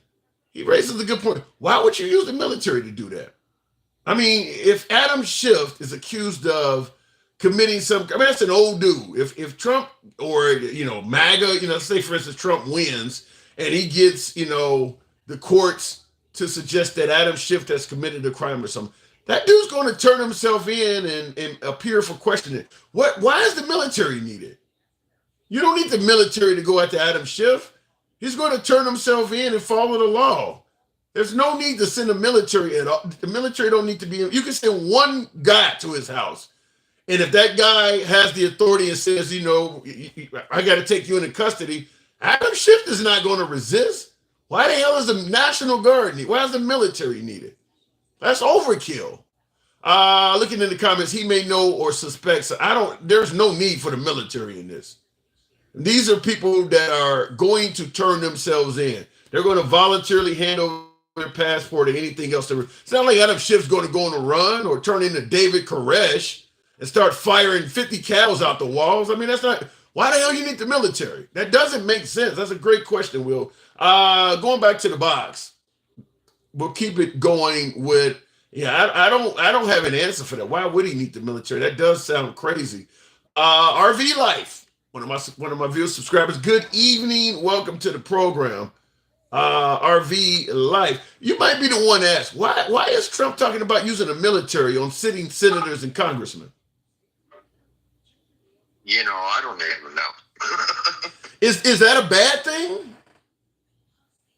It is a bad thing for a presidential candidate to be saying that, but I don't know what's going through his head, but ever since he first started running for president, what was that, 2014, 15? 15, like yeah, that. 2015. He's always said off-the-wall sort of things. Now, we've spoken before. I don't know if I'm correct. You're supporting Trump, right? I currently am, yeah. Okay. How do you feel about him saying these quote unquote off the wall things? How do you feel about this? Like the latest speech about the video you just played. Arnold Palmer's genitals, yeah. I mean, I served in the military a long time, and guys talk about stuff like that. In front of children? Yeah. In front of children? Not necessarily in front of children. I don't agree with him saying stuff like that at a rally. Yeah, because this is not even a censored video. Anybody has access to this stuff. It's on the nightly news. You're absolutely correct. Yeah. I think that was bad taste, and whether he did it on the fly or writers. No, yeah, I can tell you right off the bat, RV. Ain't nobody there was no writer that would put something like that on the. No, I'm just saying because we don't know what drove him to actually say that. We don't know if it could have been a writer that slipped a joke in there somewhere. We don't know if Trump was just being Trump saying, hey, let's just throw some random stuff in here. Are you kidding? Again. Wait, because we know. Wait, hold on. You're saying we don't know if you're saying we don't know if a writer, the type of person that Trump is. No, but you just off the wall crap all the time. Yeah, but you just said. And I think the reason. Wait. Hold on. Hang on. Let me. Hold on. You just said we don't know if it was a writer slipped it in as a joke or Trump said something off the wall. I think we do know that is coming straight from Trump, and nobody originated that. That's coming straight out of his own, because he's claiming that somebody went in the locker room and said this. So why would a writer who maybe is a friend of Trump's or a friend of Arnold Palmer that talked to somebody that was in the locker room, why would they write something like that in a script that Trump has nothing to do with? I mean, that came out of Trump's head. I mean, a writer probably wouldn't say that. Right. Like I was saying, though, I think Trump is the type of guy that says outlandish type stuff all the time, just to see what kind of reaction he will get. Yeah. But Because think about it. okay, He's been saying outlandish crap since the 80s. so then with someone like yourself who's likely to vote for him, I guess I'd have to ask the obvious question: how do you know when what he is promising is something he's actually going to do, or it's just outlandish? I mean, my personal feelings is during the Trump presidency from 16 to 20, we had a pretty good economy. I made less money, but I had more money in my pocket. I currently make more money now under Biden-Harris, and I have less money in my account, and I still have the same bills. Yeah. Nothing's changed. Okay, and I get that. I mean, the economy is the number one issue for a lot of voters. Real quick in the comments, somebody asked, how do you highlight another user's name? I don't know how to do that on YouTube. Nixer Doyle, I saw your question. I can't. I wish I could give you advice on that. I don't know how to do that. But let me ask you this, RV Life. If you could get a good economy and, $2 gas back and things like that, would you be okay with him using the military and some of the things? I mean, because he's, giving police immunity. Would you be okay with accepting that stuff if you could get a better economy? JP Farms, thank you. I will accept a better economy, but I don't agree with using the military against American citizens. But police already have immunity. They have their qualified immunity. Am I correct? Yes, but then what is he promising?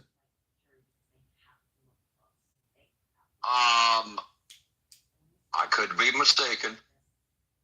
Everybody can correct me if I'm wrong in the comments, and I know they probably will. Okay. I believe it's going after personal assets other than the qualified immunity. What do you mean personal assets? Like suing the police officer personally instead of like the police department, the city, the county, stuff like that. So he wants to give them immunity to protect them from like frivolous lawsuits or something? That's my understanding on it. Okay, obviously I had a clip queued up. I'm going to play, it's only a few seconds long. I'll play it, and I want to ask you a question in regards to what you just said on the other side. Okay, that's fine. All right. Become a beacon of hope, safety, beauty, better than ever before. We're going to rebuild our cities. We're going to work with Democrat mayors who are running in every instance, running them, Democrat mayors and many Democrat governors. And we're going to rebuild our cities. We're going to bring them back like they used to be. We're going to make them safe places again. We're going to give our police their power back, and we're going to give them immunity from prosecution. So they're not prosecuted for doing their job.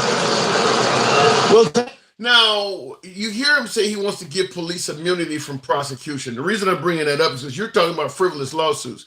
When you're sued, you don't get prosecuted.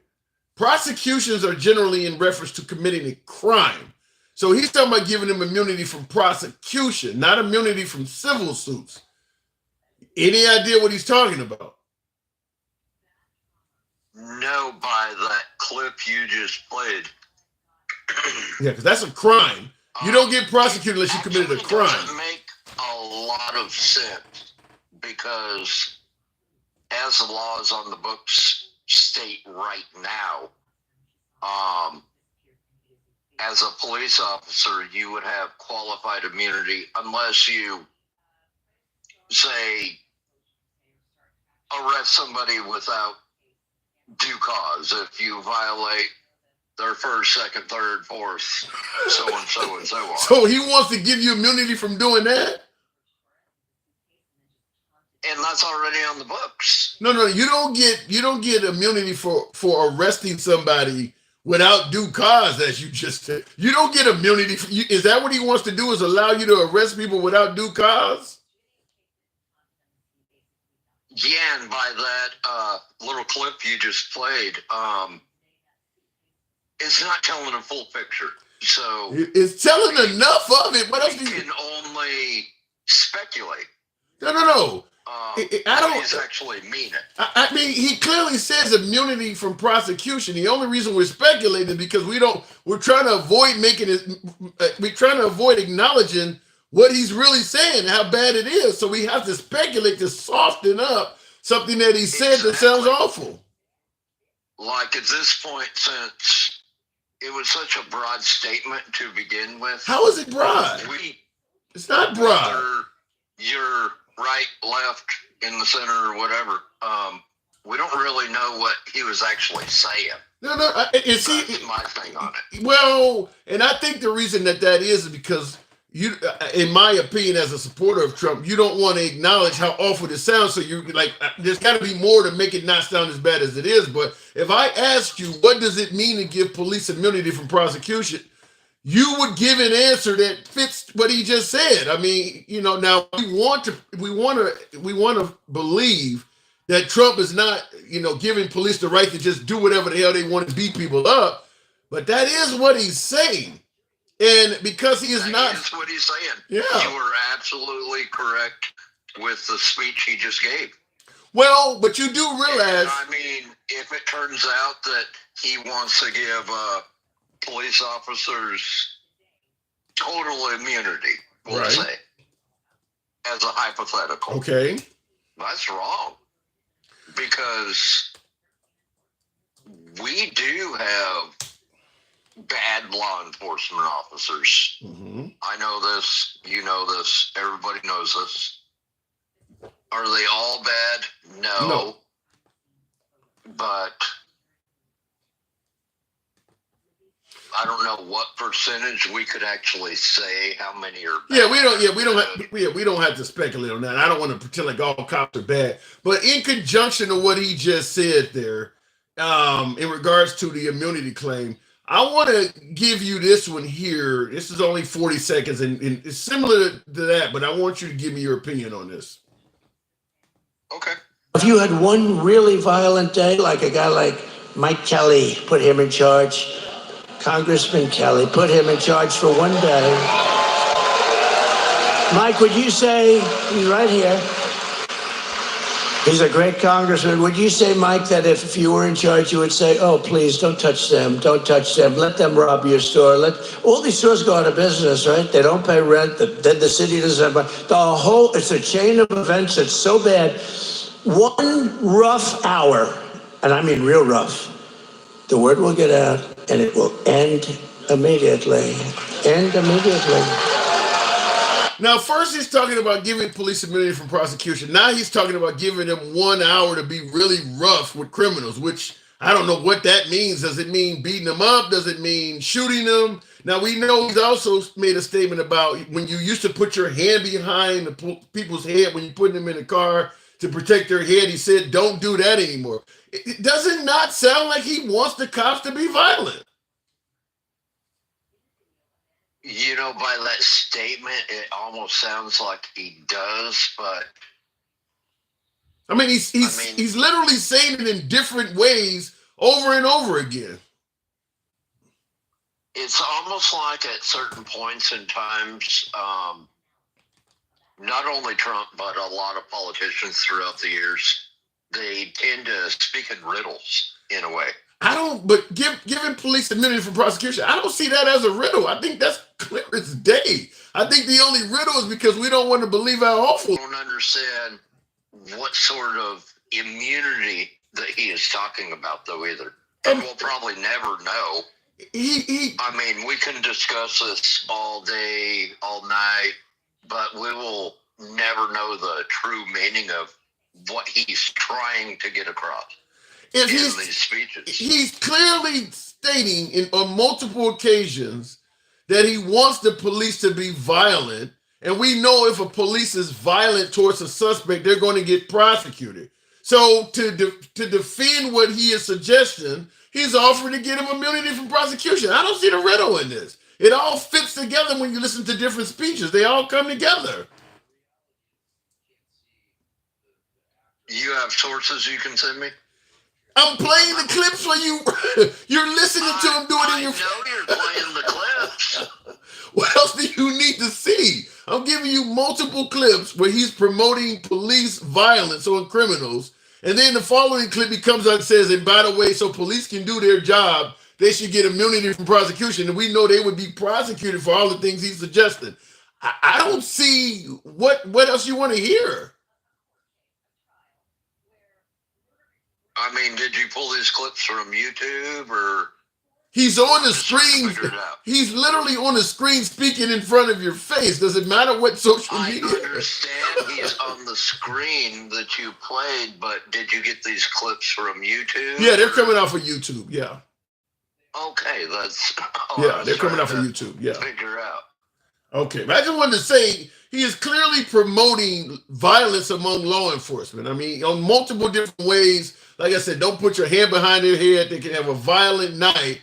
And then he follows up by saying, and to get crime under control, I want to get the police immunity so they can do their job. It all kinds of fits. It's pretty clear he wants the police department to have the power to be significantly more violent to maybe people he considers as a criminal. You don't see that. Well, do some criminals out there need a little more violence? No, I don't. No, I don't think. Depending on the crime? Huh? Possibly, depending on the crime in which they committed. I SA. No, I don't want. I mean, we have a judge for that. I don't want the police walking up on crime scenes to be able to deliver punishment before it ever goes to court. Because make no mistake about it, I got a lot of Second Amendment supporters on the program. You know, good guys with guns. There are plenty of good guys with guns that get shot all the time. The police come on the scene, they see the first guy they see with a gun. I mean, I don't want the police to wrongfully mistake somebody that's trying to prevent a woman from getting her ass beat by her violent husband or something. So because he's beating up the violent husband, now the cops come on the scene and beat the hell up out of him. I don't want the cops to have the ability to deliver violence as a measure of punishment. If you got to use violence to subdue a subject, to take him in custody or to get the scene under control or save a life, that's one thing. But as punishment, no, I don't support that. So what you would support is just going through the legal process and letting the legal process hopefully do justice. Sometimes it does, sometimes it don't. And sometimes police make mistakes as well. I mean, you could have a lot of innocent people getting the shit beat out of them if we do this. I mean, being a police officer is a rough job. You want to have a cop that is, sick of his wife trying to leave him, or he found out she cheated on him, or he's paying too much in child support or struggling. You want that dude out there deciding who gets to be beaten. No. you not see how this? Trying to get your opinion on it. Okay, that's my opinion. That can go very wrong. Nobody should ever have any rights to put their hands on somebody. Okay. Well, you do realize the guy you're voting for on a number of occasions is saying that's what he supports. But did we have a better economy under RV? Yes, sir. Yeah, I don't even know what. I got to move it on. You drive a hard bargain. I don't even know where to go with that. That was hilarious, though. RV life, doors always open to you, man. I got to move it on. I'll be back. Oh, my God. He said, but did we have a better? Yeah, you got your ass beat. It's like, but did we have a better economy? Oh my God! Let me look at it. That wasn't just a pivot. That was hilarious. Successful MD. Love that name. Wow. Why not just say mayors instead of Democrats? What do you mean by that? Why not just say mayors instead of Democrats? I don't quite get that one. Well, he said Democratic mayors and Democratic governors. What Trump is basically saying is he want to give police immunity in neighborhoods that primarily feature people of color committing crimes. I mean, because he said liberal mayors in liberal cities. I mean, listen, at the end of the day, most of the crime in liberal cities is committed by people of color. That's where he wanted the police to have immunity. I think it was set back. I mean, the relationship between cops and criminals, the relationship between cops and people of color already ain't that great. Some of the stuff he's promoting, you probably would see some police officers get ambushed. I mean, it would really just destroy any type of relationship between those two groups. Will G, that was a rhetorical question. Trump will absolutely use the might of law enforcement and military to go after a few officials and their voters. That is something the right has been trying to dispute the whole time, suggesting that it is the liberals that are trying to claim that Trump will do all this stuff. But there are members of Trump's previous administration that say he actually did that. Remember, just about none of Trump's previous administration is endorsing him for president. There are members of his first administration that say he actually did. And remember, he wanted to use them on the Black Lives Matter folks. He wanted to use them there. But there are folks that say he did do that. By the way, tap the screen on TikTok. Very low participation in terms of tapping the screen.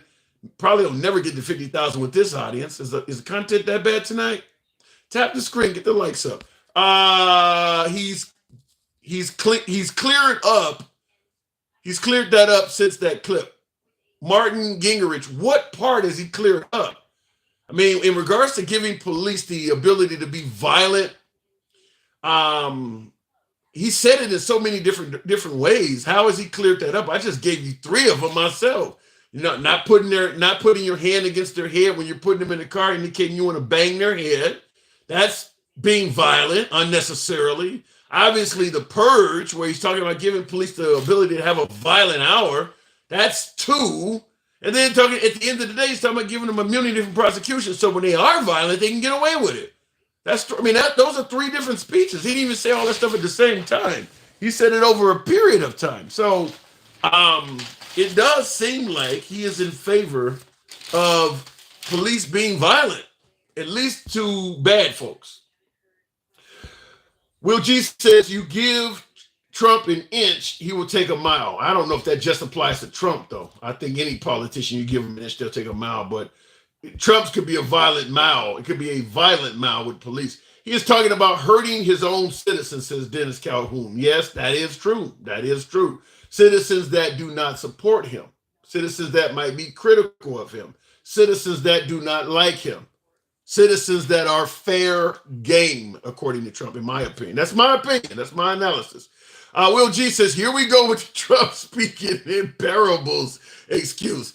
Too many of them in that case, though. When it comes to Trump's, and I get your point, suggesting that my last caller was, trying to spin, there's too many instances of Trump promoting violence by police on citizens. You can't spin them all. You can try to spin one, but he said it enough that they actually fit together like a Lego piece, like I was kind of showing my last guest. Continuing on with the program, though, police potentially being violent to the citizens, and you do seem to have Trump favoring it. Wow. All right, let me continue on with the program. Gordon 777, I saw you holding on there. Good evening, Gordon 777. Trump is the mad king. Wow. Gordon, good evening. Hey, I didn't even think I was going to get on here, but...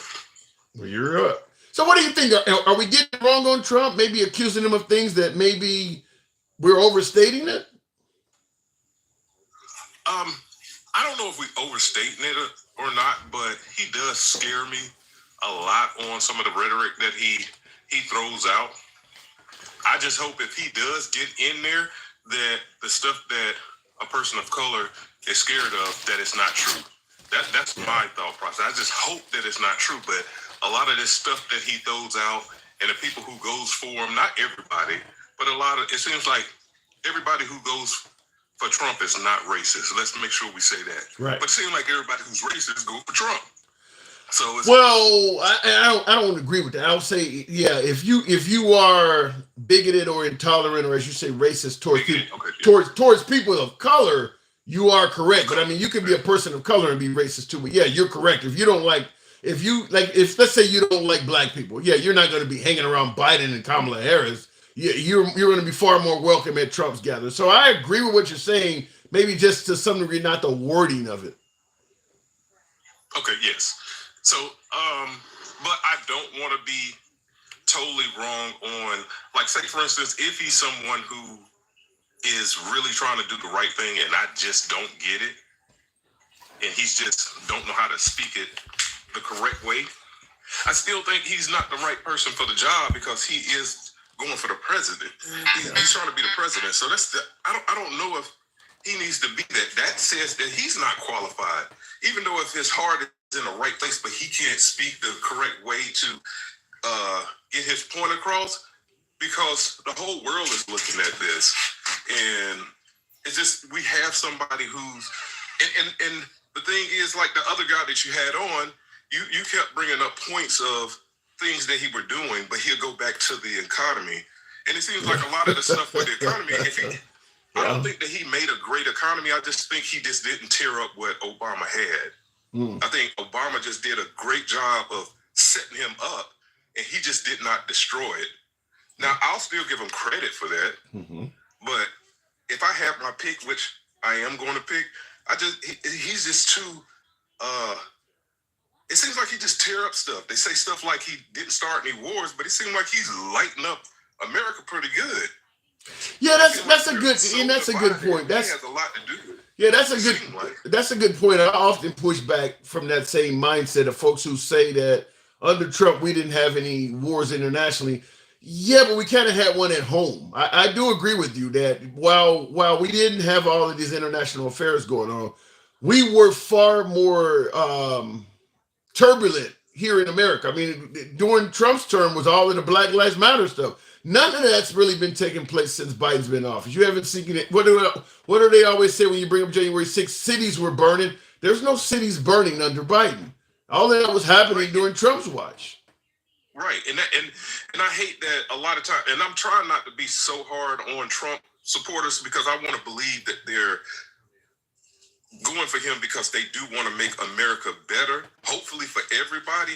But if you have to, anytime somebody brings up January 6th and you have to bring up, well, they was tearing up cities and stuff, that tells you that whatever they were doing wasn't that good, if that's what you have to even it out with. And a lot of times, anytime somebody says that to me, I'm like, well, shoot, if the rioters who was for Black Lives Matter or say they was for Black Lives Matter and you up there tearing up the city, they ask you to go to jail too. Yeah. Because you're going against what people were just out there to say, that my life mattered too. That's it, not to tear up stuff. So if they have to go to jail, go ahead and go to jail. And the people at January 6th take their ass to jail too. Okay, well, in regards to January 6th, how do you respond to a comment? Now, in the comments, Keith, obviously a Dodgers fan, go Yankees. Keith says, so he's responsible for the actions of thousands who caused billions in damage. So what about the notion that Trump is not responsible for the damage they did on January 6th? You talking about when he said we're going to fight like hell and I'm about to meet you up there, that part? I mean, that's what makes me think that he had something a part of it. And he brought them up there. I mean, of course, it's going to be some people who went up there just to support him. But everything about that, in my opinion, how in the world do you get another chance after that? Let's say this. I'm going to use theirs when they use Black Lives Matter to explain the January 6th. Now, if that was Obama, and even if we can say that he didn't actually say go up there, because his hands was in, we're going to say, man, you can't, you would never have another chance at this. That's the thing that I don't understand with a lot of his supporters. Now, if it was anybody else, I would believe even if it was another Republican, they would be like, oh, hell no, there's no way that we can even allow you to do this because you're tied into it just by association. And they still like, no, he didn't have nothing to do with it. Well, like, I mean, yeah, but that's only, but that's only probably, okay, January 6th, probably around January 8th or January 9th, once they realized Trump's power had not diminished. But when it first happened, they were sounding like you. The Republican Party was sounding like you, like this dude is over with, never again, he don't deserve to be in the White House, he's worst president ever. You listen to McCarthy and Mitch McConnell had choice words for him. I mean, obviously Mike Pence was running for his life when he went on the evening of January 6th.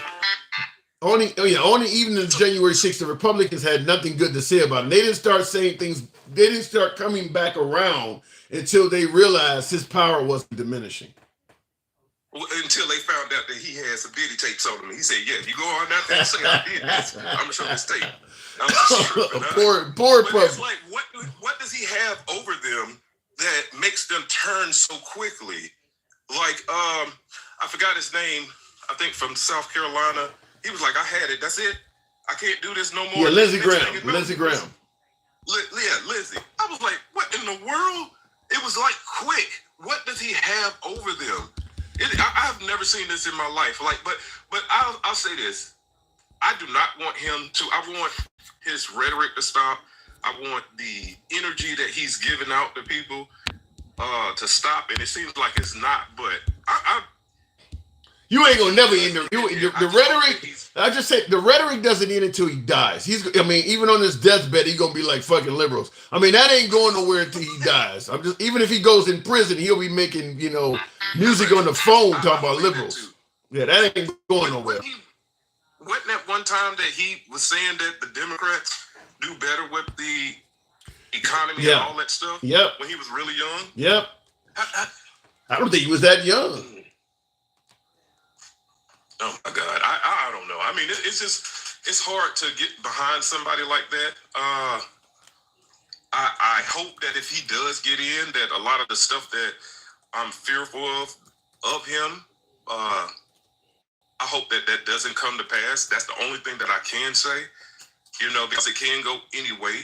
But I think it would be good. I heard if he gets close to, like it's a close race, and if it goes to the courts or whatever, more than likely, because he has so many judges, that he will still get it. I don't know how true that is, but it would be pretty cool. Like, say for instance, he does not win he wins the popular vote, right? That he still doesn't get in because he doesn't win the other vote. Well, the popular vote is you got to win the electoral college. Look, yeah, the electoral college, right? He doesn't win the electoral college because that's how he got in the first time. So it's almost like he beat a female the first time by her getting the popular vote, but he got the electoral. This time around, yeah, he get the popular vote, but he lose the electoral. But they're gonna be pissed off anyway. They say he stole it. But well, they gonna go with. If Trump himself were to concede, I think we would have a lot less of that. But he's not going to concede. I gotta move it on, though, man. I do appreciate you coming in here as always. But yeah, Trump. I don't think Trump's going to concede, no matter. Even if he lost by a landslide, he wouldn't concede. No, I don't think so. Yeah. I don't think so. Love the show, man. Thank you. Appreciate it. Somebody got Stevie Wonder calling you. All right. Got to go. All right. Moving on with the program. What is the Stevie Wonder song that sounds like? I'm trying to think of the Stevie Wonder song. Very Superstitious? Does that not sound like the opening of Very Superstitious by Stevie? Okay. Looking in the comments. Trump is a businessman. He is only for himself. When all is said and done, my life is not going to change. They leave the office richer. We remain the same. Felicia Peterson. A lot of folks disagree with you on Trump, though. They believe that when Trump was in office, they were doing better. Yeah, that is superstition. Very superstition. All right, moving on with the program. Still a lot of lazy thumbs in here, just not getting the 50,000 a night, no matter how much I preach, hoop, and holler on TikTok. Yet YouTube, you guys have been tapping this. Get the likes up to about 100 on YouTube. Is that possible? By the way, I'll just let you folks know that it may be tuning in for the first time. We are indeed a free speech program. We don't block, ban, or censor anyone for their commentary. You can be critical of anyone in the comment section, including the host. We believe in free speech here. We are indeed MAGA friendly. Been that way since day one. Always shall be. But liberals are welcome as well. If you do favor civilized dialogue from all sides of the aisle, feel free to follow the program on TikTok, a subscription on YouTube, if you will. We're here every day until Election Day, Monday through Friday typically, but we'll be here every day until Election Day. Should get interesting. We're talking 14 days as of midnight, 14 days ago, so it's getting real close. Okay, Smasher says, Billy, how did they go broke so fast? They are lying. Who's broke? By the way, Kamala Harris, and that's what the whole. I'll go to the next caller, but that was the whole purpose of the live stream is asking the question: what's so bad about Kamala Harris? She raised over $1 billion. Trump was on TV talking about using the military against his adversaries, and about what is so bad about Kamala Harris that the other side can do all of that and still be competitive. I'm going to ask you folks that. What is so bad about it? What is wrong? Hey, liberal, when you going to teach Musk the meaning of freedom of speech? That fool don't have a clue. You talking about Elon Musk? I believe on his site, you probably get more freedom than anywhere else. What do you mean by that? When are you going to teach Elon Musk the meaning of freedom of speech? That fool don't. I'd like to know more about that. Thank you for those eyes there. Who the hell sent that? Was that Kathleen? Thank you. I think that was you. Appreciate that. Trump is the master of the news. Charles, that is 100% accurate. Trump really is savvy at controlling the media. Get that guy a shout out to that. He really is good at that. We'll continue on with Truth Seeker. I think I'm clicking on that. Good afternoon. Welcome to the program. Truth Seeker. Good evening. How goes the battle for you? I'm hanging around like Mike Pence. You know what I always say. So, what's wrong with what I wrote in the comment section is that yes, when Trump made the comment about how the Democrats actually at one time were fiscally responsible. If you remember how Clinton balanced the budget, right? He was really tough on the budget. He was also extremely tough on illegal immigration. I mean, I remember watching his speech and what he said just the other day regarding one of the people who were unalive, and he said it wouldn't have happened if they weren't allowed in the country. That would have. He was talking outside of rally, and I mean to hear him say that, but his mind hasn't changed on what he believes. He believed it when he was president, and unlike some politicians who believed it at one time, now are changing their ways. But Clinton hasn't changed. Like he still believes that. You said Clinton. You mean Trump or Clinton? No, Bill Clinton. Oh well, I mean he's not very relevant at this point. I get your point, but no, but I mean as a president, he was very tough. Yeah. I mean his speeches before Congress were hard on it, and he didn't allow the like what we're seeing today. Yeah, but I get your point, but that's a whole different era. I mean, back in that era. They weren't a fan of same-sex. They weren't a fan of same-sex marriage back then either. I mean, that's a bygone era. I mean, Clinton was around almost 30 years ago. Yeah, but the comment was Trump at one time said that the Democrats were better with the budget. Yeah, which is true because that's Clinton, right? That was when Trump was in his 30s. Clinton was in office. Oh, I get your point. Yeah, I get your point. Yeah. So now, but. So was Trump at the time, because I remember seeing him on Barbara Walters, and it's like if you look back at how he was in the 1980s, he hasn't changed. So when Bill Clinton was tough on things in the 80s, he still hasn't changed. He still thinks the same, is what I'm saying. You're saying Bill Clinton hasn't changed. The Democrat Party changed, but Bill Clinton hasn't. Okay. So the Democrat Party changed, but Donald Trump hasn't.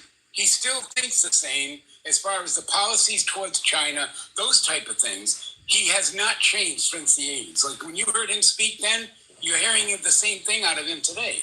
I don't think his stance about the police thing. You're never going to be given the police immunity from prosecution and be part of the Democratic Party. He used to say he identified it as a Democrat. Some of the stuff he's doing now would not have even gotten him a pass in the old Democratic Party. The Democratic Party in my whole life has never been for giving police immunity from prosecution. So he has changed a little bit. I'm talking about like if you go back and if you get a chance when you're not on a live, go back and look and watch the Barbara Walters interview with Donald Trump in 19. I saw it. I've seen it. I know what you're talking about. You make some sense. You make some sense because the Democratic Party was not as pro LGBT as they are now, for instance. So the Democratic Party has changed somewhat. But when you listen to some of the things, Trump has went far right though, because the Democratic Party has always been pro-choice. This giving it back to the states is what they've always wanted. the Democratic Party in our entire life has never been in favor of that. So that's a change. Ruth Bader Ginsburg, I watched an interview she did, and she said that when Roe v. Wade was decided, that she said it should have never happened, that it should have gone to the states, even then. But she was just one voice on the court. I mean, like she was only able to do so much, but that was only a few years before she passed. Wait a minute, she had a feeling it was eventually going to go back to the states. You're saying that Ruth Bader Ginsburg supported giving Roe v. Wade back to the states? Yeah, you got to look up. She did like 2 interviews. And when I heard her say that, I was shocked. Like, I never thought she'd say that. Now, that doesn't make sense. I know she talked about it should have been codified. I ain't never heard her say that. Because that's a right-wing talking point. The liberals don't talk about giving stuff back to the states because the history of states' rights has been so horrible towards diversity and all that. I'd have to hear that. I've never heard her say that. If I can find it, I'll send it to you. Yeah, I'd love to see that. I know for sure she said they should have codified it. That part I do know. But a liberal... It wasn't really the decision. It should have never been the decision by the Supreme Court. Kind of what she said. Yeah. I've never heard of a liberal... It was brought before the court and a decision had to be made. So, yeah. You know, I've never heard of a liberal... In my whole 50 plus years of life, I've never heard of a liberal promoting states' rights on any issue. So to hear Ruth Bader Ginsburg talking about states' rights, I'd be surprised to see that. You may have gotten that from a right wing. I know she talked about it should have been codified, but states' rights?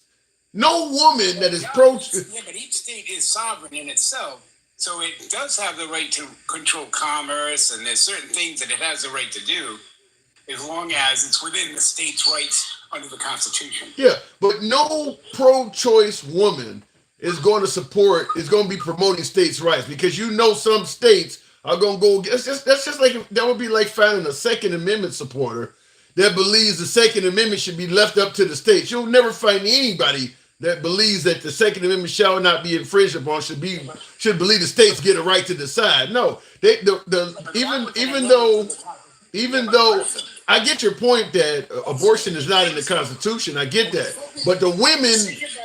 A decision by the Supreme Court doesn't make it a right unless it amends the Constitution. So the Second Amendment is a constitutional right. True. Where Roe v. Wade was a decision by the court. True. It's two different things. No, it's two different things, but with women, perception is reality. Women see that as a right. They don't see being allowed to decide what to do with your own body. They don't see that as a privilege. They believe it should be a right. I agree with you. Technically, according to the law, it's not a right. But women see that as a right. They don't see it as a privilege. If you're about to bleed out, it's a privilege to let you decide what you want to do with your body. They don't like that. They think it should be a right. Right, and I think they have the right to believe whatever they want. I mean, they have the right to believe it's a right. That's the wonderful thing about living in the United States. Right. And I don't think you're ever going to find a woman that is pro-choice that believes the states should get to decide whether she has that privilege or not. No pro-choice woman. So when Ruth Bader Ginsburg is obviously pro-choice. There's no way in hell she would have supported the states having that. More along the lines as it should have never been going to the Supreme Court in the first place. She said something to that effect, and she was being interviewed when she said it. Okay, well they might. I'll see if I can find it, and I will send it to you. Yeah, my guess is what you're going to find is her saying they should have codified it when they had a chance. That way, it would not have went to the Supreme Court. But I'm pretty sure she would not have supported letting the states decide. Simply put, like I said, when it comes to states' rights in America, this is one reason why, being a person of color myself, I understand why the right is for smaller government. However, being a person of color myself, I can't support it, because the only way small government works is for you to ignore all of history. Most of America's history, we have been a small government states' rights country for most of America's history. And it's been fucking horrible for people like me. There is no good parts of that history that make me say, let's go back to states' rights and small. It's been all awful. So the only way you would want to go back to it is to ignore what happened when they was there the first time. Right, but you're right, because the only reason why they had to do the Civil Rights Act is because people were not following the Constitution as written. The Constitution said, we the people. You are a people like I'm a people. All things were made for all men.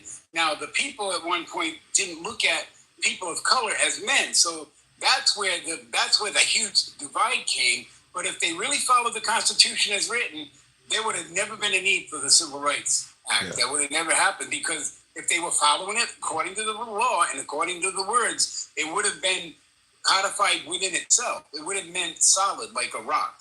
Well, and that's the problem. That's the problem, is they let the states decide what they wanted to do and did not enforce it. And you see what the states really wanted to do was oppress the hell out of people. Right. Depending, and then, like you said, it was dependent on the state you were living in. Yeah. And I don't want that. I want to be able to. I want to be able to travel across the United States without being fearful that if I enter one state, they're gonna treat me like shit. Right. Now, West Virginia seceded from Virginia because of that reason. They got tired of the Virginian way of doing things, and they said, "We're done. We need to break away because we can't do this anymore." And so it happened.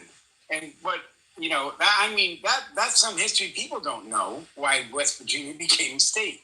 Well, I mean, there's a whole lot of desire to remain oppressive about America's history that a lot of people don't know, because the oppressors didn't want you to really know how evil they were. I mean, there's a lot. I mean, America's full of, if you actually get a real accurate, detailed analysis of American history, it's pretty clear this country really was pushing hard to be oppressive. I mean, we had a civil war because of it, and then we also had riots hold on. Not only did we have a civil war, but then we went into the 60s, because right after the Civil War, they went right back to doing it. So then another 100 years later, we had to have another whole big melee because we really wanted to be oppressive in this country. Yeah, I mean, the whole Triple K thing was this. They had to be so secretive. They had to keep their faces covered. I mean, they were so. I mean, no different than what you see in the Middle East when they keep their faces covered. They don't want people to see who they are. Yeah. They're proud of what they're doing, but they're ashamed of people to see their faces because that would put their life in danger. So I see what you're saying. I mean, it was an ugly time in our history, and it should have never happened. And I agree with you. Right, but you do understand that anybody talking about small government and states' rights, a person of color, has no good examples to look back on for why they would want to bring that back. True. Yeah. So I'm moving on, but I appreciate that truth. We got to the truth. Appreciate you coming through. I will definitely look for that interview from Ruth Bader Ginsburg. Yeah, I'm dying to see that. Please do. Okay. All right. You have a good night and God bless. Same. Real quick, I want to look in the comments and answer a few super chats. You guys have tapped the screen. We get 51,000. We're getting up there. Some of you guys are tapping the screen, so thank you for the few that are doing it. They don't want a black woman. Emphasis on a black and woman. How many of you folks, by way of yes or no in the comments, how many of you folks think that the biggest resistance to voting for Kamala Harris is the fact that she's a woman and a person of color? Now, I'm not going to deny that I feel that that's certainly part of it. But what if she was a white woman? You think her chances of winning would be greater? Will G says they don't want a black woman. Emphasis on woman of color. Like I said, I do believe that is certainly a part of it. To what level, we'd have to talk about it. But yeah, I mean, at the end of the day, if you're the first, I mean, just historically, like I was telling my last caller, just the history of America tells you a lot. And our history makes it clear that if you are the first person of color to do something, you're going to be met with resistance when you do that something. First color to do it. There are a lot of people that don't want a person of color doing what you do, and they're going to come forward and be pretty rude, if not violent in some cases. That certainly happens. If she's not black, I call it.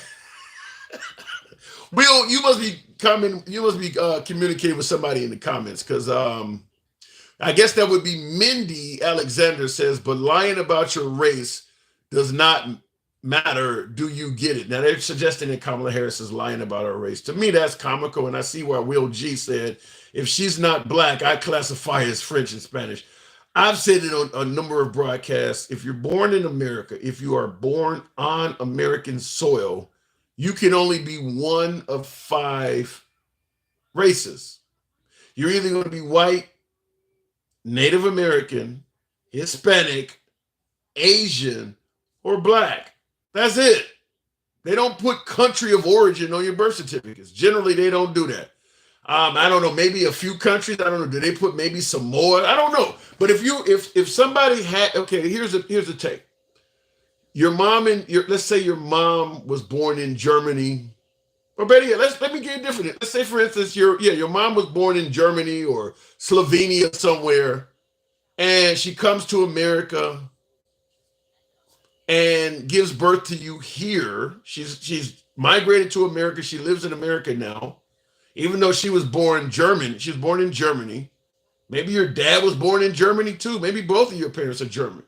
They met in America though, fell in love, got married. They both live in America, and they give birth to you here.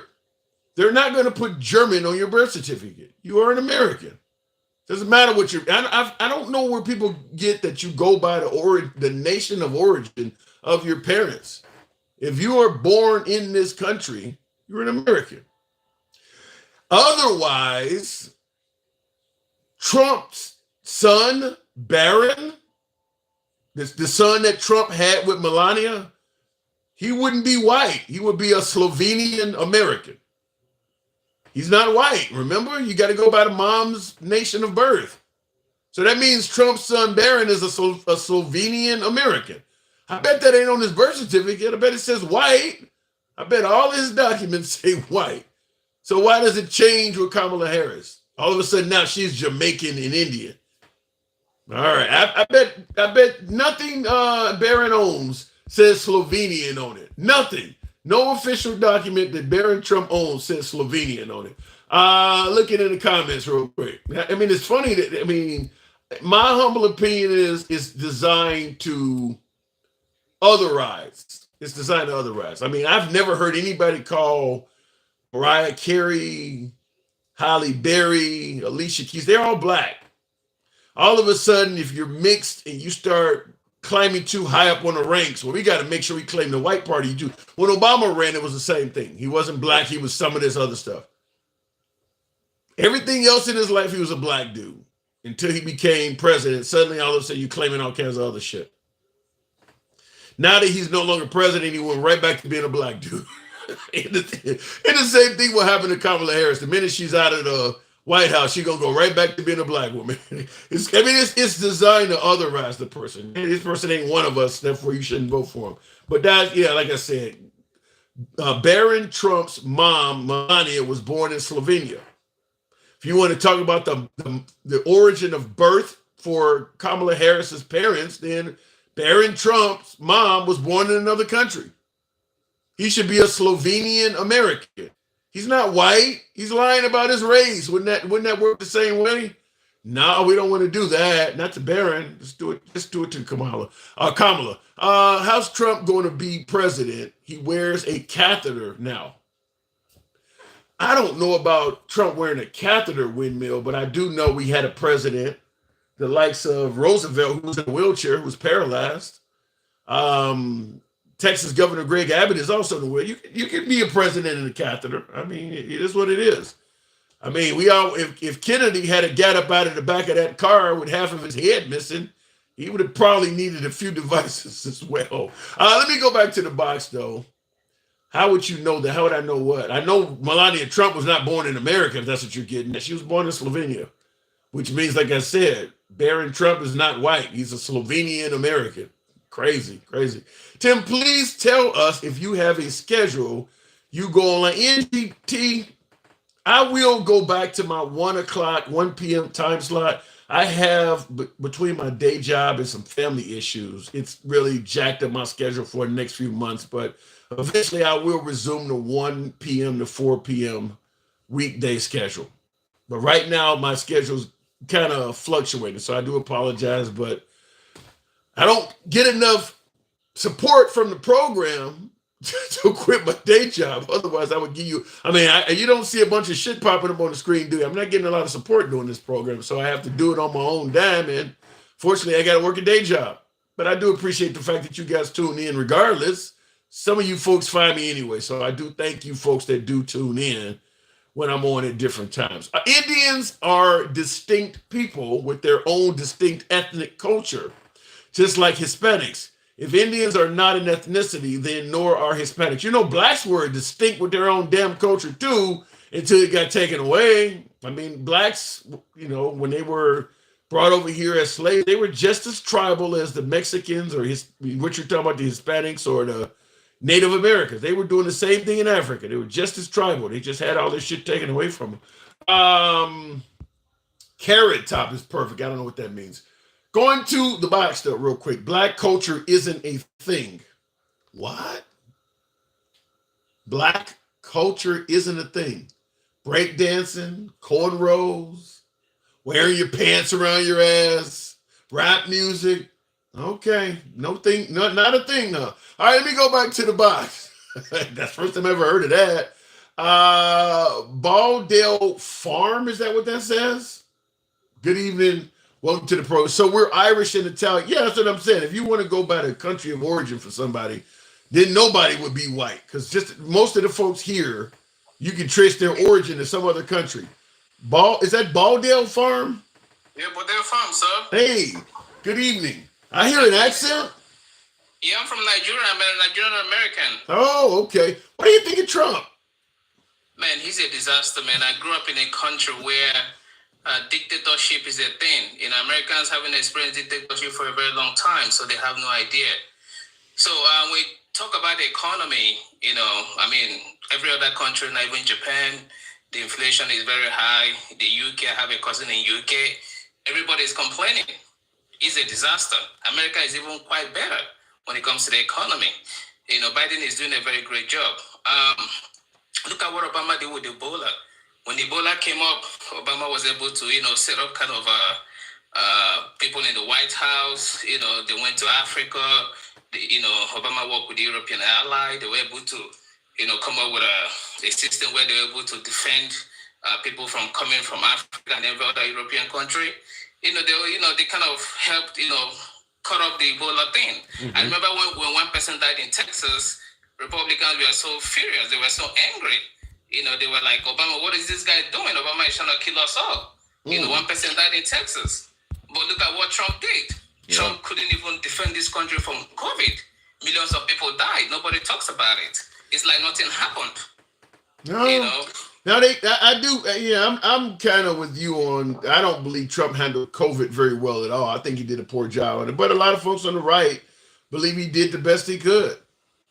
I mean, if he would have worked with the European ally, right, to stop the planes from coming from China, from going to Europe, coming to America. You know, I was listening to an NPR when Obama was talking about that he set up an office, a pandemic office at the White House. Mm-hmm. Trump came in and he shut that office down. That's a crazy man. How would you shut an office of a pandemic? Yeah. You know, that is supposed to go around the country, all over the world to see where the pandemic is hitting and see what the United States can do about it. Because when you go to Europe, they see America as a big uncle. America protects Europe. America, you know, calls the shot. Now, so when America wasn't involved. With you being from Nigeria, now how long have you been in America, if I may ask? 15 years. 16, 1-6? 1-5. 1-5. How do they view America over there in Nigeria? I mean, I'm assuming they don't favor Trump, but how do they view America? I mean, everybody loves America as a country, you know, a country of great power and great leadership. But Trump coming in is like, who the hell is this guy? He's a laughing stock. You know, I get a call from people back home. They're like, man, what are you guys up to? Because whenever American president is trying to give a speech, everybody want to listen to that speech. Right. You know, when Trump came in, it was like, gosh, what is going on? Like, it's like America was going to hell, you know? So, I mean, you know, talk about immigrants. You know, when you talk about, you know, people crossing the border, nobody's talking about the sanction in Latin America because America is sanctioning those countries and the economy is going to hell. And you see those guys out of frustration coming over here. Look at Cuba. Look at the kind of amount of sanction Cuba has. Wow. You know, so nobody talks about those stuff. And when those guys comes in here, they work so hard. They work in the farms. They pay social security, which you're never going to get social security. and that's the strategy. I remember after the COVID, there was there were a lot of jobs in warehouses, so many places people were hiring. Most Americans didn't want those jobs. You think those, letting those people come in here, those are the intentional behavior because they want those social security. They want people working and they will never receive those social security. Now, did Trump, when Trump was president, do you know if he ever visited your home country, Nigeria? No, he never did. I think Nigeria was one of the Muslim country he kind of banned, because he banned like about 7 Muslim countries when he was president, Did Obama go there? No, Obama never did. Oh. When Obama came in, remember America was into economical depression. The guy was just trying to fix things up. He was pretty busy here. Yeah, but that is 8 years he was in office. I mean, he couldn't make one trip there. He couldn't. Wow. What did they think of? I get what they thought of Trump. What did they think of Obama in Nigeria? I mean, Obama was a superstar. He was a very smart guy.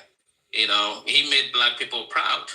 Wow. And when I get a lot of black people not supporting Kamala, they don't understand what representation is. Obama representative, in the black community. And, right now everybody is talking about Kamala because a lot of white folks are saying, oh, okay, a black guy did it. I think a black woman can too. So look at what Obama did. Look at the police body camera. Now, let me ask you, I mean, I hate to keep, but I'm curious about other countries. Has Nigeria ever had a female leader? No, they haven't, actually. Do women have equal rights there? They do. I mean, equal rights started from the Igbo tribe. So we talk about Nigeria, the Igbo tribe has always been into democracy even before the white man started democracy. We never had king, we never had queen. We're into, who's the smartest guy should be in power. Yeah. And I see in the comments, somebody said, visit every country in the world if you're president, right? Well, no, you can't, not every country in the world, but some of the major trading partners. And I mean, we do quite a bit of business with Nigeria, if I'm correct. The bigger players, yeah. I mean, smaller countries, I can get it, but I think certainly on the continent of Africa, I mean, Nigeria's got to be one of the bigger players on that continent, right? Yeah, Nigeria is the biggest black country in the world. About close to 300 million people. Yeah, I can see. We have a lot of Americans working in Nigeria because they have a bunch of share companies, oil companies, gas companies. I mean, we have a bunch of, like in my state in Port Harcourt, we have a lot of white folks there, Americans. Whenever I go to one of those fancy, hotels, I mingle with them. They love Nigeria. They come there, they make a lot of money. When you come to Africa, nobody talks about racism. I didn't know I was black till I came to America. I didn't know someone can hate you because of your skin color. I didn't know it was a thing. Well, how did when you guys were under the British until recently, how did they treat you guys? You were a part of the British Commonwealth, were you not? We were. They were the worst, and they're still making our elections. When you come to Africa, when you see like the economical disaster going on and lack of good leadership, it's still British. They're putting all these old guys, into powers and kind of manipulate them, and they become puppets. So it's like, we're still into, colonialism. It's still going on. Yeah. Now, I see in regards to you saying about Nigeria, I see HW on YouTube said Brazil is the largest black country in the world. Is Brazil, are they considered black though? That's not true. They need to Google that stuff up. Nigeria is bigger than Brazil. What's the population of Brazil? I don't know, but I never heard that. But are Brazilians considered black though? Yeah, we have a lot of our brothers and sisters that were taken from from the Portuguese people. We have the Yoruba black folks in there, the Igbo black folks in there. Okay. Yeah.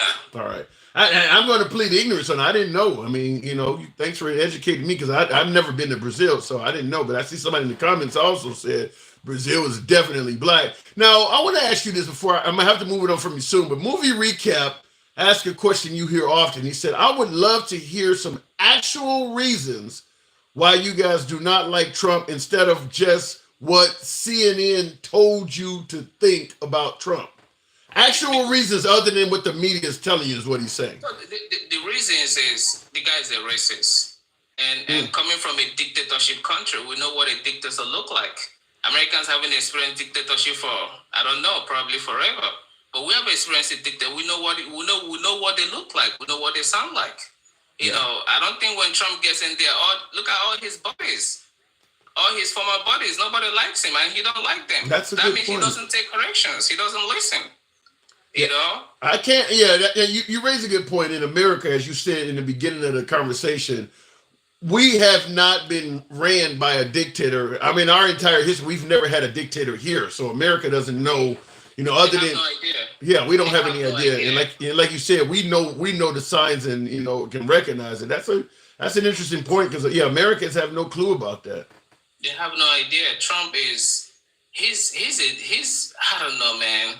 I wish you guys can see. He's a disaster for this country.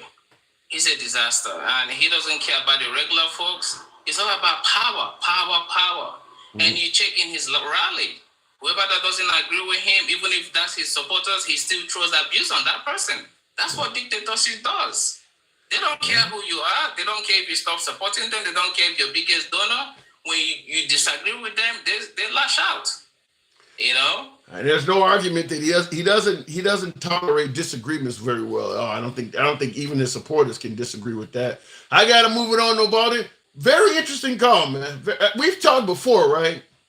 Yeah, we have. Yeah, we have. You I make like what you do, sir. Yeah, you make, and I like hearing from you. You make for a very interesting call. Doors are always open to you, man. Thank you. Thank you, sir. Bye-bye. Appreciate it. I always enjoy hearing international calls. I've had calls from Australia. Used to have a guy call from Greenland all the time. I've had a Ukrainian on the program, Romanian. I've had a lot of folks from different countries, Canada, Mexico, you name it. So I always appreciate and the reason I say that is a lot of what we're taught in school in America pertains solely to America. When I lived overseas, I lived in Australia for a number of years, and the first thing I found out is that how ignorant we are on international issues. When I went to Australia, for instance, they knew all about Martin Luther King, and they knew most of our presidents going way back before I was born. We don't know shit about other leaders. I mean, most of the time, Americans do not know who is the leader of a country unless we're at war with that country. Like, for instance, everybody know who Vladimir Zelensky is of the Ukraine. Try getting somebody to tell you who the previous guy was. We don't know. We weren't involved in any kind of conflict with him. Same thing with Russia. We know about, because they've been an adversary for a while, you probably know about some of the Russian leaders like Gorbachev and all them. But I mean, for the most part, we are fairly ignorant on international issues. In most other countries, they know quite a bit more. So it's always good to have an international guest on. In regards to what my viewers said, movie recap, I would love to hear some actual reasons why y'all don't like Trump instead of what CNN told.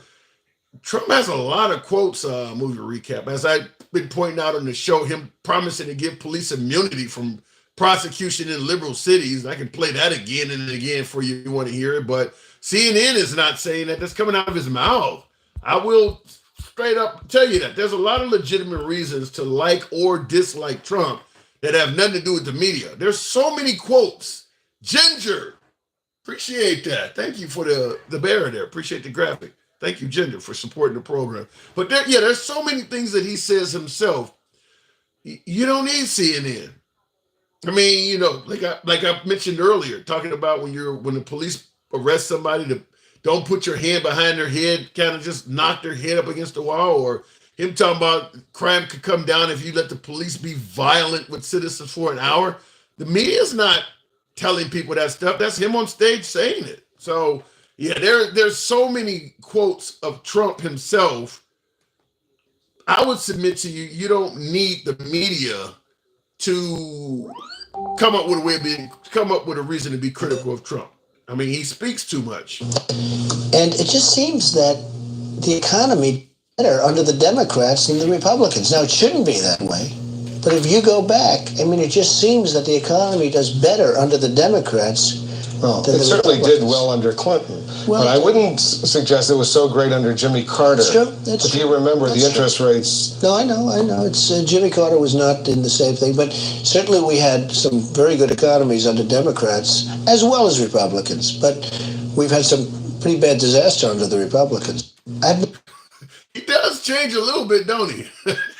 He doesn't. I had this clip from earlier when one of my guests said that Trump really hasn't changed much. I don't know. That doesn't sound like the current version of Trump we have today, does it? The handsome liberal is being very nonpartisan. That's good, but please realize the difference with standard of living between the two. Fair enough. Fair enough, Daniel. Thank you for the compliment, by the way. He's been around since 2015, talking and dominating the press. Yes, he certainly has been doing both. Trump, I think that he does dominate the press. Simple for the simple fact that Trump can say whatever and does not get held accountable. If you had a member of the press calling Trump a racist or a fascist or something like that, that member of the press would get hammered like crazy. But if Trump got up there and called that member of the press a fascist or a racist, MAGA would probably come up with a reason why he was right. So it's easy to dominate someone when you can do whatever and they can't. Like I always use the example, it's like Trump gets into a boxing ring and he's biting and kicking and doing things that you normally don't do in a boxing ring, and the ref is letting him do it. But then when the opponent starts doing it, he gets, the ref stops the fight. So, Trump gets the win. I can't hate on him. I mean, the guy has changed the game some kind of way, somehow to his favor, but he gets away with things that a mere mortal would not. Going back to the box, and somebody said he doesn't have a filter. Now he goes beyond that. He starts talking about Arnold Palmer's penis and all. Yeah, that's going a little bit beyond simply not having a filter. Charles Vaughn, I think that says, good evening, welcome to the program. This is going to be great. Hate crime is down under Biden, says Charles. Good evening. Yes, they are. Yes, they are. How you doing, Tim? I'm doing good. I'm doing good. Good to have you on. I've been listening to a lot of rhetoric from a lot of different people and stuff, but all of them don't talk about unity. They don't talk about unity. They talk about Democrats as bad people or Republicans bad people. And as I said before, you still going to have to go to work. You still going to have to do everything you got to do to provide for your family. And you have got so mixed up in the political side that you forget that we're all Americans. Yeah. And if you go around talking about you hate this person and that person, like Trump is saying, that he's going to put the military on American people, that is a hate speech to me. That's showing up hate. Now, between these two, they demonize Americans. They demonize Americans, saying you hate Americans. I mean, regardless if you're Republican or Democrat, you're still American. If you go around and say I hate Democrats or I hate Republicans, you hate America. Am I right or wrong? I don't know. I mean, I'm not a fan. Hang on. I'm not a fan of saying you hate an entire party, but if you do, I don't know if that means you hate the country. No. The party is made of people. Right? Regardless of the way they think, they're still American. Okay. Now, if you hate that party, you hate the way that party thinks. If you're talking about going and trying to hurt or going to call for a civil war or whatever, you're saying you hate America. I mean, well, now you're adding now. Now you're talking about civil war. You didn't say that the first time. You're adding something. Yeah. I mean, they always talk that way. I mean, remember they said before, if you don't like it, you can leave this country. Yeah, I'm not a fan of that. I'm not a fan of telling somebody that may have criticisms about America well, that. It was the president of the United States that said that. Yeah. And his name was Trump. Yeah. In my opinion, you have if you want to observe the First Amendment, everybody should have the right of free speech. Okay, to be critical, America's not a perfect country. You should be able to criticize the country without somebody telling you to leave your damn homeland. Trump is very critical of America. Our military is dilapidated. We're the laughing stock. Nobody can afford to live. I mean, he says, cities are shitholes. Nobody tells him to leave the country. So yeah, I'm really against that. Telling somebody that if they're critical of America, they hate the country and should leave. That's ridiculous to me. Now, as I said, as far as the economy, people are still buying new cars. People are still buying houses. They are still doing the same thing they're doing. But the rhetoric, we richest countries in the world. Yeah. Am I correct? Yeah. Nope. If you're doing better than everybody in the world, what are you complaining about? It sounds like you're kind of spoiled. Yeah. And that's kind of what it is that America, the wealthiest country on earth, at least under Trump, has stated we're not going to send money to poorer countries. We're going to close our doors, so we're not taking in any poor immigrants. We're going to focus on only Americans and give our money to between each other. I mean, it really sounds selfish if you think about it. The wealthiest country on earth is going to stop sending money to poorer countries and only focus on taking care of each other. It sounds selfish if you. I mean, but a lot of people like it. A lot of people favor that. If they're doing bad, that means you're gonna wind up doing bad too. Because if you don't bring them up, you're gonna go down. Yeah. Because our economy is based on trade. True. Right. That is so true. We don't trade well, and we're gonna lose out. I mean, our economy has grown. It has grown, and it has proved has grown since Biden has been in office. It hasn't just shrunk up. But what about how was the economy under Trump? People really liked the way the country was ran under Trump. Yeah, because Trump didn't have to do much to go on the golf course. He was on it. Come on now, he was on the golf course. How much time did he spend? And plus, he got paid for going on the golf course because he owned the golf course that he was going to. Did he do anything right? Yeah, I give Trump credit. What did he do? I give Trump. Give me something that Trump did that's good for America. Well, one thing, he brought people into the political scene. I mean, you got more people involved in the political part of the United States. Yeah, but a lot of that's because they hate him. You're probably right, but they still are involved. Yeah. I mean, he's a newsman. The news has got to be wanting Trump in the office because some reason he brings a news story every day. What did he do today? Yeah, he is excellent content. As someone who talks politics online and creates content, I gotta say I can't think of anything that is more that provides more content than Trump. I mean, he's a content machine. I mean, I mean, when Trump was in office, do you know he hated John McCain so much? John McCain was in the Harvard in Japan. Trump was coming there. Trump said he did not want to see that ship in the Harvard. First, they tried to cover the back of it up, and then they had to move the whole ship out because he hated John McCain that way. Look at it. That is a shame for a U.S. president to be so hateful. Well, with Trump, everything is personal. So, I mean, once you're on his bad side, like Nikki Haley right now, Nikki Haley got like 20% of the Republican vote. And many would suggest that she could be valuable to continue campaigning for Trump. I mean, there's a lot of folks that are going to vote for her. But Trump disliked her so much for running against him that he's not really using her to campaign. He don't like her. Trump keeps it personal. Is that the way you want your president to act? I mean, people around the world see this. This is just not us. Around the world. I guess they're all right. People around the world are terrified of Trump because he's unhinged. Well, but some might say that unhinged nature might make it so that rogue countries won't mess with him because he's unhinged. You don't know how he's going to respond. Yeah, that's true. But you know what? That also could lead to war. Yeah, well, yeah, I mean, you know, whether you respond in either way could lead to war, though. I mean, there's no way to know. Wait. Let me ask you something. If you got just as much as the other person, and he talking about, breaking your house or doing something to you, and you just got just as much as he do, are you gonna be scared of him doing something to you? You better be worried about what you're gonna do to him if he try to do something to you. Now, why would you talk about I'm gonna do this, I'm gonna do that to somebody else, and think they ain't gonna do something back to you?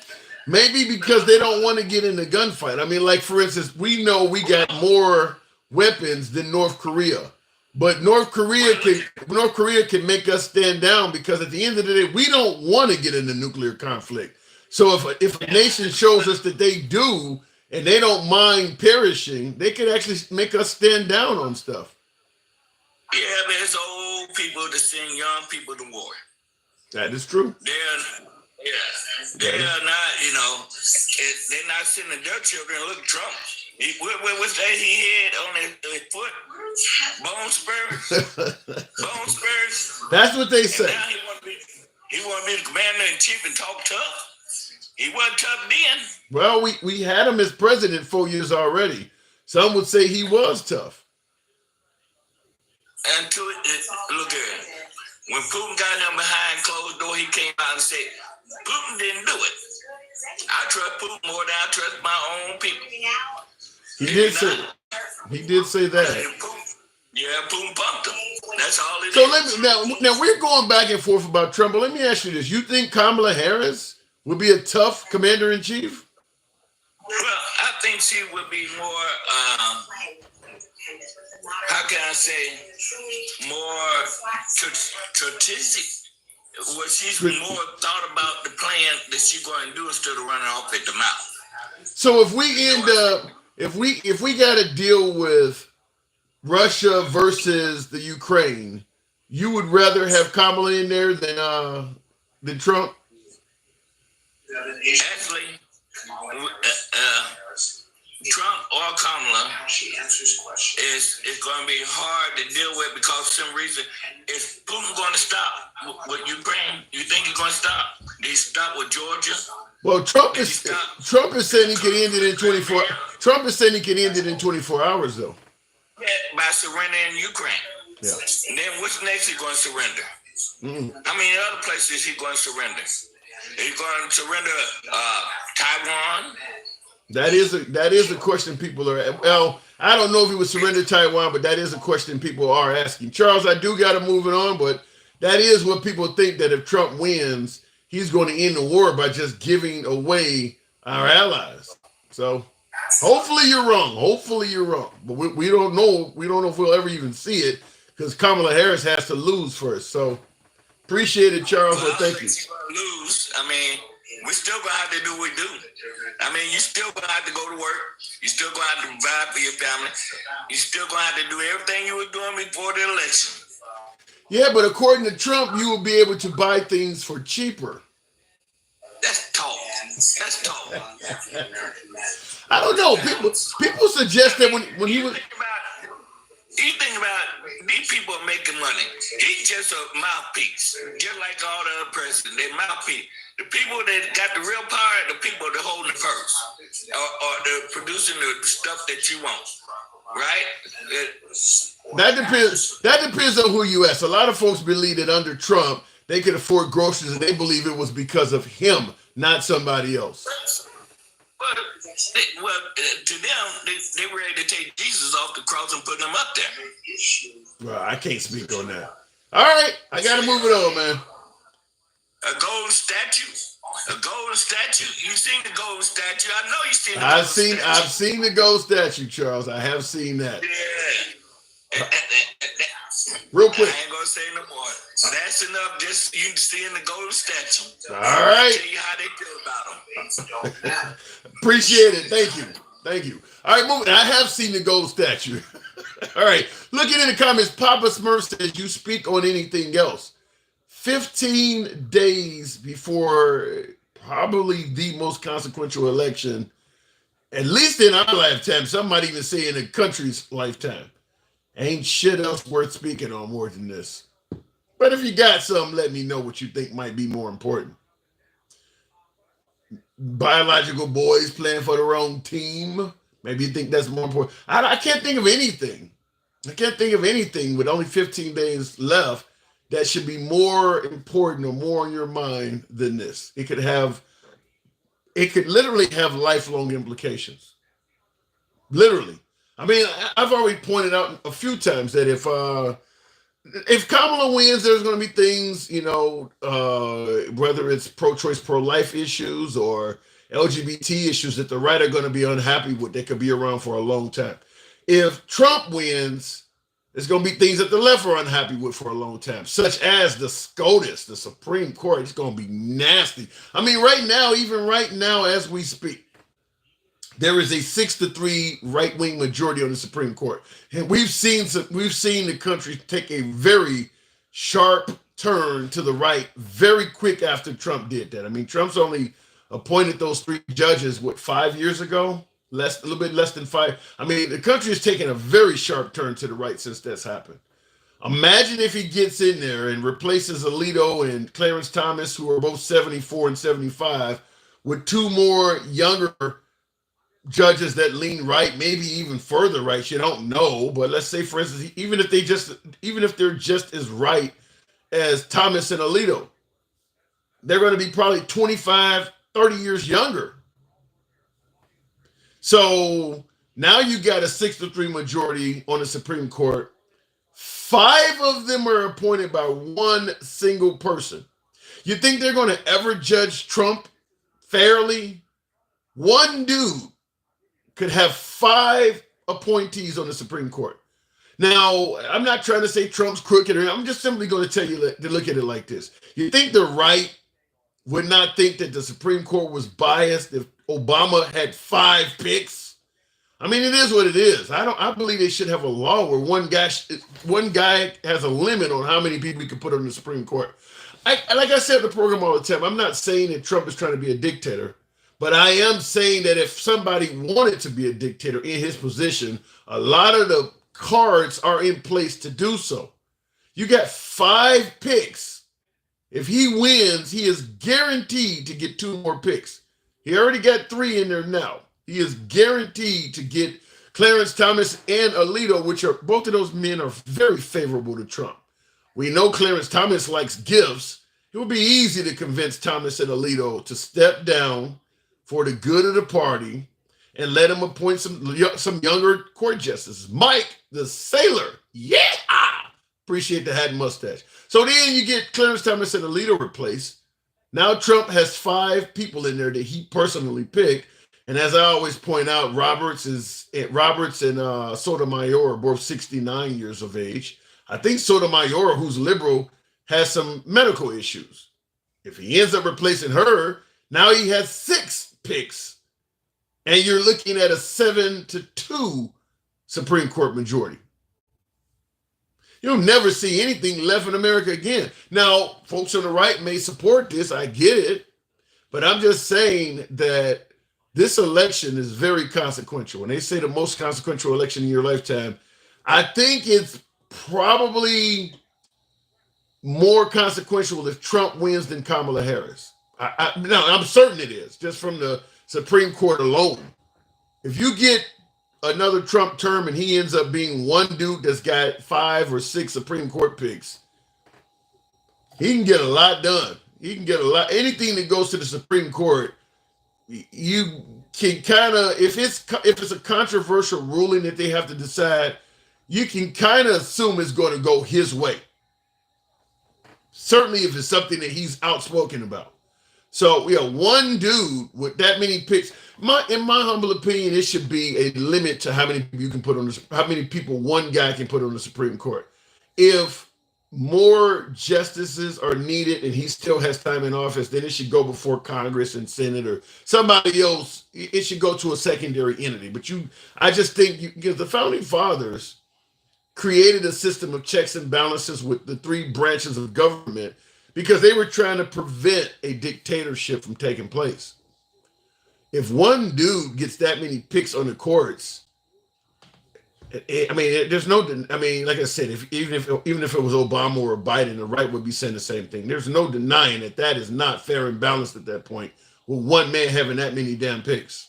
So I really think that should be outlawed. And this is one of the things I've said in the program a number of times is that I believe Trump. Remember, Trump was talking about draining the swamp, and then folks said, "No, well, he exposed stuff." I agree with him exposing things. He's exposed so many issues with our system that I've said on a number of shows that once he is no longer president, you're going to see a lot of bipartisan anti-Trump laws come down the books so that no other president in the future can go through the loopholes that he has shown you that exist, such as a president that is been indicted on things that could be considered treasonous. I mean, I'm not saying Trump is guilty of any of this. Some folks say it's a witch hunt.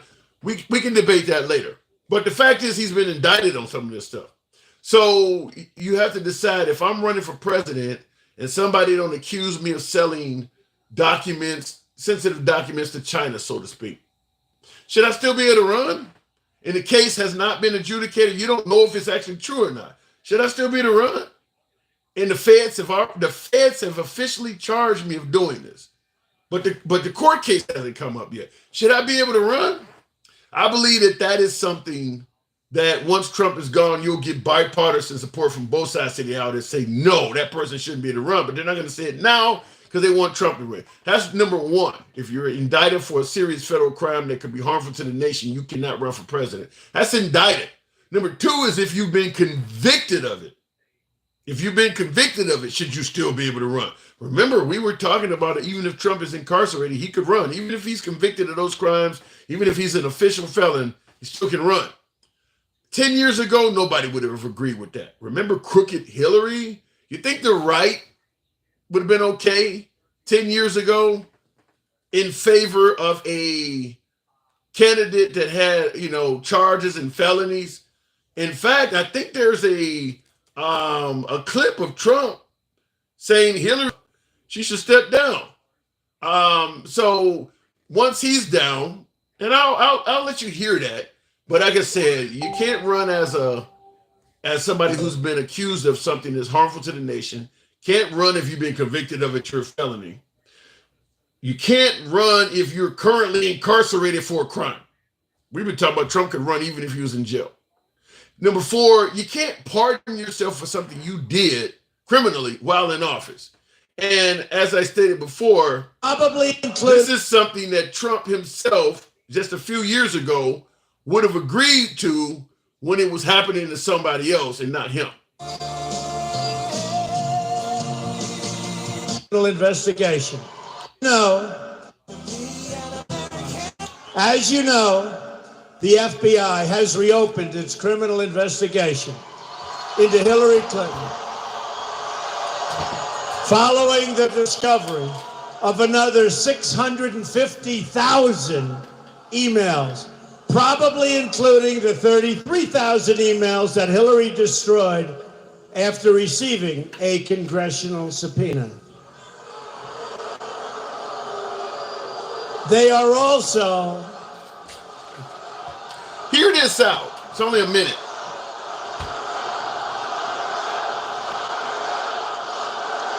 Now they're yelling, lock her up. And he's pausing and hugging the flag while they yell, lock her up, and he's clapping and applauding it.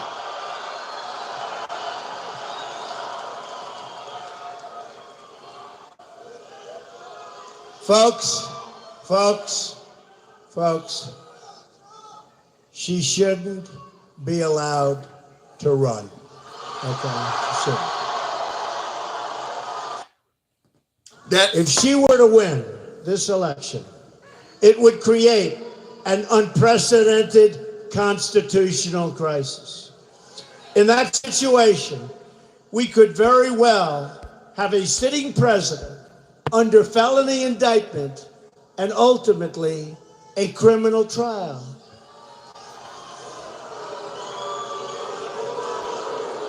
It would grind government to a halt. Of course, that's what we have right now under Obama anyway. Totally fine when it was somebody else. Now that he's going through it, suddenly now it shouldn't be. I just wanted to point that out. Totally was fine with it when it was about Hillary Clinton, but then when it came to him, oh my God, no. Will G says with Trump vibing at YMCA, the whole jerking two guys off at the same time. With Trump vibing at YMCA in his comment about Arnold Palmer, you have to ask, is Trump down low undercover? Yikes. Hey, man, comment on the size of another man's genitalia is a statement to behold. It might make sense. Why is he loose in the back? Will! Oh my God. And thank you, Movie Recap. Appreciate that. Supporting the program, Movie Recap 2.0. Will G says Trump never ended the war in Afghanistan. I think that's not accurate, is it?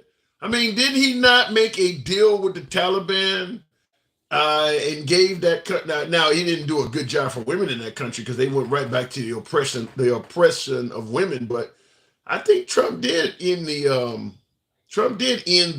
war in Afghanistan. Movie recap. All of the calls are coming from TikTok. So unfortunately, I don't have a way to take callers on YouTube. So all of the audio you're hearing it from the TikTok. Same name to the page, the Handsome Liberal, but we're on TikTok. Unfortunately, I know a lot of my MAGA side of the house do not favor TikTok, Chinese app. I get it, but that's the only way I can actually take actual callers for now until I figure out a way to do it else. I'm trying to come up with some other way to do it. Believe you, I'm trying. Will G said, let me find out Trump is on the submission end of 50 Shades of Grey.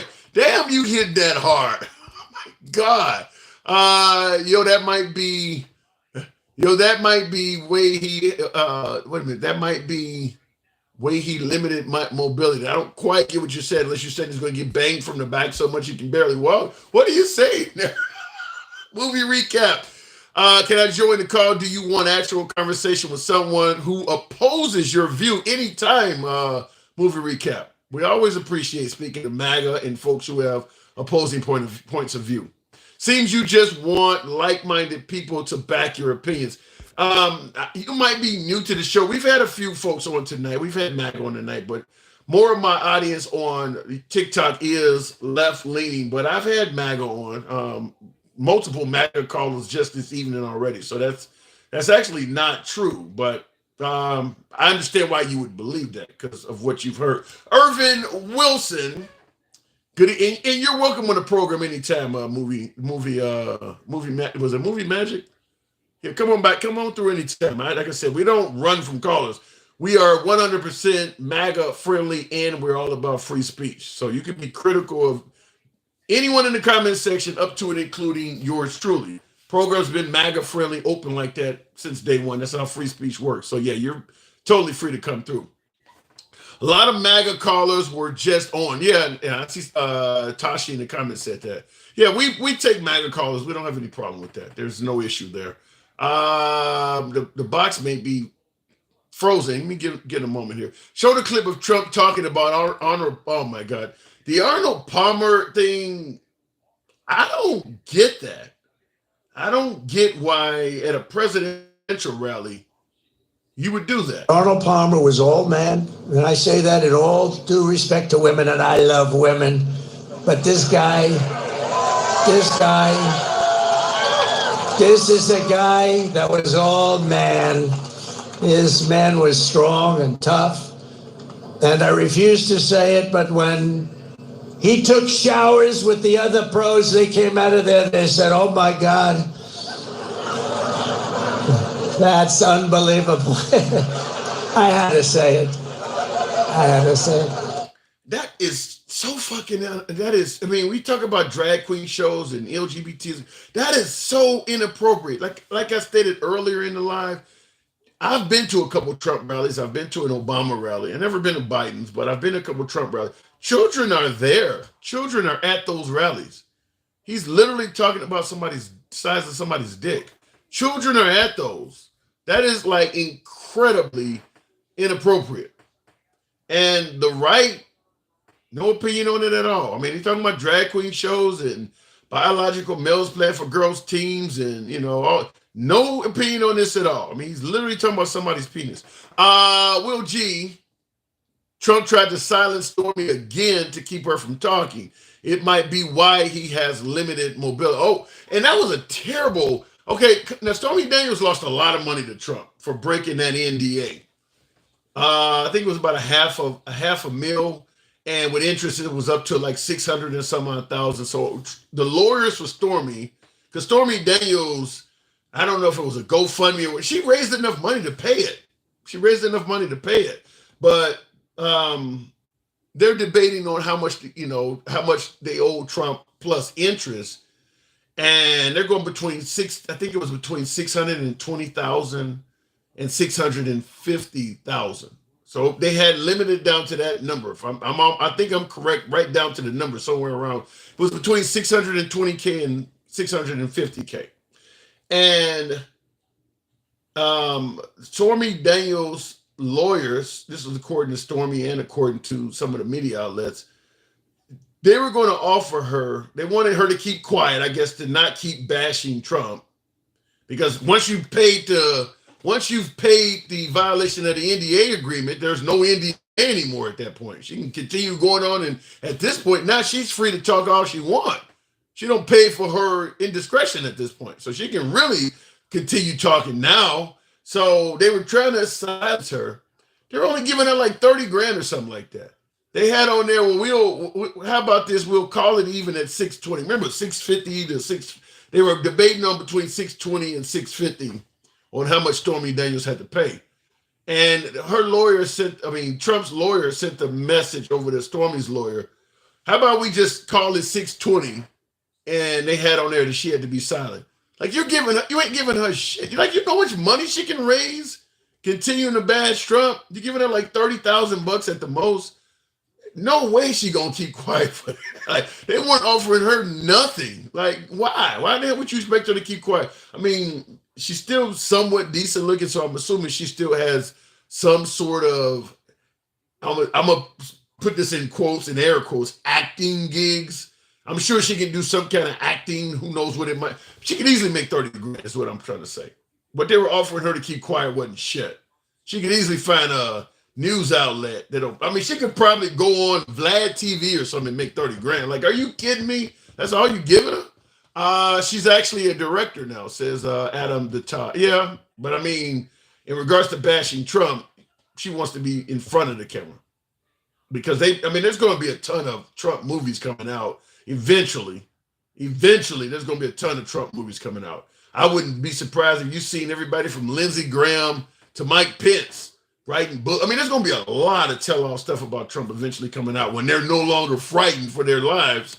It's going to be coming out. And what is that? Says Everyday Quality. Thanks for the sub. Some of you folks that are showing the program some love. Appreciate the sub there. Everyday Quality. First dibs on the box anytime. Can't wait to vote for Trump. You think twice. Well, you think more than half of Americans care about 34 made-up felonies. I don't think Trump supporters care about the 34 felonies, and I don't believe all Trump supporters believe the felonies are made up. I think it's more like you said, they don't give a damn.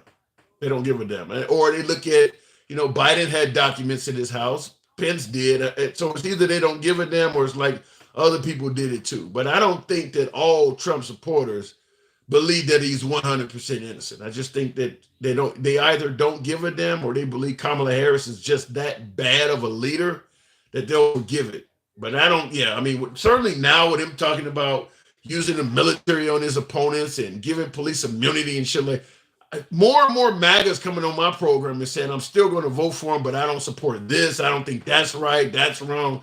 So I don't think they all believe he's innocent. Real quick in the comments, leave that in Pandora's box, says Trump supporters don't care what he does. And I see your golden statue comment, Charles. I agree with you to a strong degree. To a pretty strong degree. It does appear as if a lot of things Trump does, it doesn't faze his supporters. I don't disagree with that. Going on to the next caller. Then once again, every day. Certainly, thank you for that subscription. That'll work. Moving on with the program.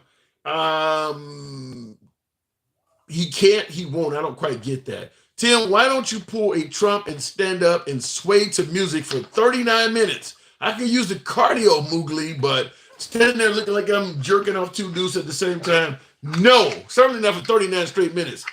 Everyday Quality. Is that what I'm reading? Yes, sir. How's it going, man? It's going good. Appreciate you coming on. Thank you for the support and the sub, by the way. What brought you in? No problem. What brought you in? What am I getting wrong? What's up? What am I getting wrong this evening? Okay. Well, I'm not going to touch on everything that you said because mostly I just can't remember it. Anyway, I've got a quick question for you. Sure. Why before Trump ran, everybody loved Trump, but right after he ran, everybody hated him?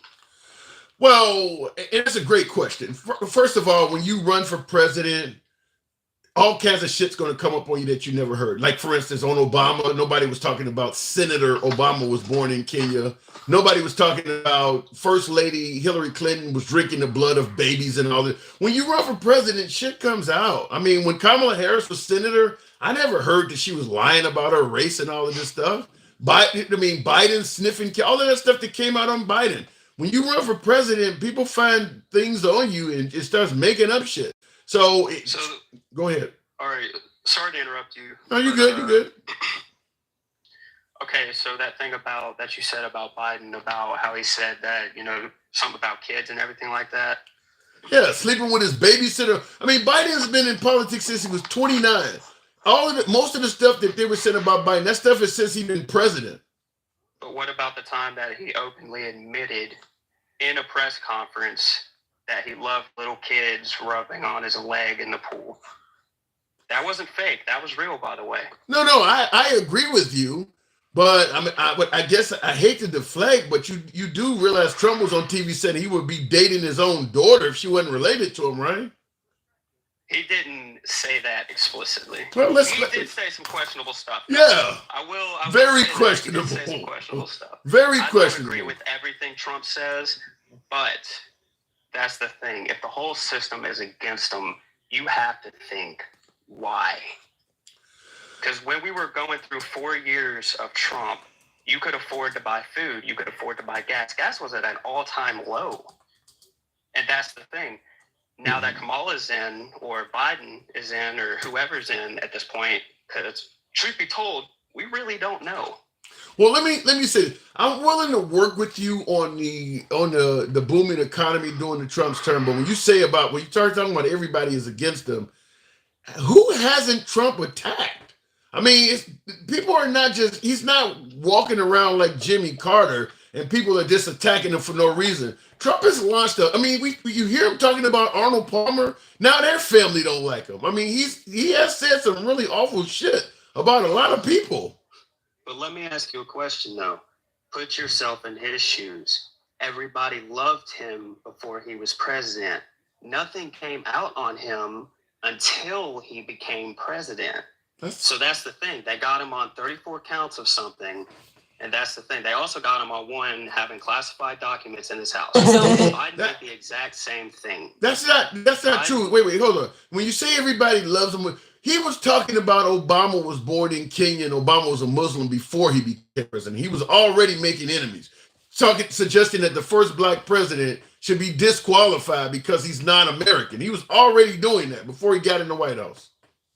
What is in the terms to be the president?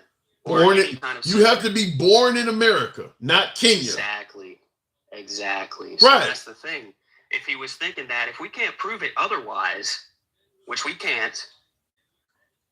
I don't recall there being this huge. I don't recall there being this huge issue for George H.W., George W., or any of these other folks to prove they were born in America. Why did it all of a sudden happen with Obama? Why did it all of a sudden? Honestly, I think that was more of, honestly, racism, I would say. Well, then that might explain why suddenly, right? And so he was hanging out with Oprah and Don King and Mike Tyson and all them. Then suddenly Obama gets in office and he starts acting racist. That might explain part of why people suddenly stopped liking him. How is Trump racist, though? Because he was actually one of the only people that supported Mike Tyson when he had his legendary fight. Not only that, but he supported multiple well-known black people. Yeah, I get that. How does that make him racist? No, but, you could also bring up the Central Park 5 and the fact that he had to settle out of court for not renting to black people. Do you exclude that stuff?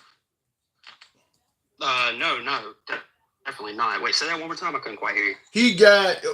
Have you heard about the Central Park 5? No. That was 5 African-American juveniles that were wrongfully convicted of sexually assaulting and killing a young white girl. They were wrongfully convicted of this. They used all kinds of basically outlawed tactics to get forced confessions out of them. And Trump took out this huge full-page ad in the New York Times calling for all of them to be hung. Once it came out that they were innocent, never apologized or anything. In fact, he doubled down on it. He actually continued insinuating somehow that they still might be guilty. Like I said, Trump is not a perfect person by any means. I get it. But then again, none of us are. I agree, but I'm just saying when you say when you start asking why do people think he's racist, I'm saying that all of that ain't made up. People have a reason why they think that he's done some stuff. But that was in a certain situation. Okay, so What he could only situation? go off of what they were telling him at the time. Same with the public. Fine, but once you know what, okay, I agree with you going off what they're telling, but once you know it's incorrect and you still keep pushing it, whose fault is it at that point? No, at that point it's his fault. Okay, 100%. and that happened. He's not guilt free. Okay, not by any means. But let's go ahead and shift this over. I want to talk about January 6th. Okay. For a second. All right. You believe that was an actual riot? I'm asking your actual opinion on that. Yeah, I mean, what is the definition of a riot? They beat the hell out of some cops. They breaking and busting in windows, and they're threatening to kill. Yeah, I mean, what else do they have to do? Set the place on fire? They stole things, broke into Nancy Pelosi's office and took things. What else did it? Did you happen to see the video camera footage that leaked where the cops were unlocking the doors for them? I seen video footage of cops letting them in peacefully, and I also seen video footage of them busting through windows. When Ashley Babbitt was shot, nobody was being let in any. They were certainly being violent at that point. Okay, so how many people died, and how many people died as a result of police officers? I don't believe any cop that officially, and I know Kamala Harris said this on a debate, and I said she should have been fact-checked for it. I don't think any police officer officially lost their life due to that event. But I know some of them were beaten and were hurt, though. There was 6 people that were killed. And that's the thing. The left, I'm not talking about all Democrats. I'm just talking about the left media and everything like that. They put it out there like Kamala had said, 6 people had died, right? Okay. But what she's not going to tell you is that 3 of those people died from natural causes. 1 of those people died from a stroke. And 1 other person, the only person that died from any kind of violence, was shot by a police officer because he was attacking them. Yeah, but I mean, we're not going to judge what happened that day on deaths. I mean, you know, is that the only threshold? That as long as nobody didn't die, it was a good day? Well, that's the thing, though. It's not exactly a riot if the cops are in there opening doors for people. But they didn't all do It's that. not a riot. But what? Riot. Okay. No. Did you see when Ashley Babbitt got shot? Yeah. What was happening then? Honestly, I'm not going to speak on that one. That was fucked up. That one was fucked up. Fucked up. Who was fucking up? You said Ashley Babbitt? Yeah, when she got taken out, you said it was fucked up. Who was fucking up? All right, people that fucking took her out, obviously. So was she an innocent victim? You have to check her criminal record on that one, really. What? Nobody really knows unless, you know, you're a cop on the scene on that one. So have you read the reports on that? No, I seen the video of it. And people, by the way, cops are trained a certain way, okay? So if you're being hostile or something towards them, I'm not saying that she was, but if you're being hostile or something toward them, they have to match that energy. What are you talking about? Match energy with energy. Okay. So in other words, say you're getting stopped by a cop, right? Right. And say you're starting to become belligerent with them or something like that, fighting with them. They have to match your energy. So in other words, they can't just sit there and let you sit there and fight with them and not do anything about it. Okay, hang on, hold on. Let's tackle this because we're gonna look at the actual event. On the screen behind me is the actual event. Now, this is right before Ashley Babbitt's last breaths or whatever. If you notice on the monitor, there is a police officer. The police officer is kind of standing down, but the guy there on the right with the mask over his mouth, he's a Capitol police officer. You can clearly see the door behind them. The window is smashed, and you see in one case, I don't know if I can put my hand up there. In one case, you see there's furniture that's overturned. So the people on the other side of that door are so scared, they have literally pushed furniture up against it to try to push them people, to try to prevent anybody from getting through. And that crowd has already broken the window, and that is where this video will start. All right.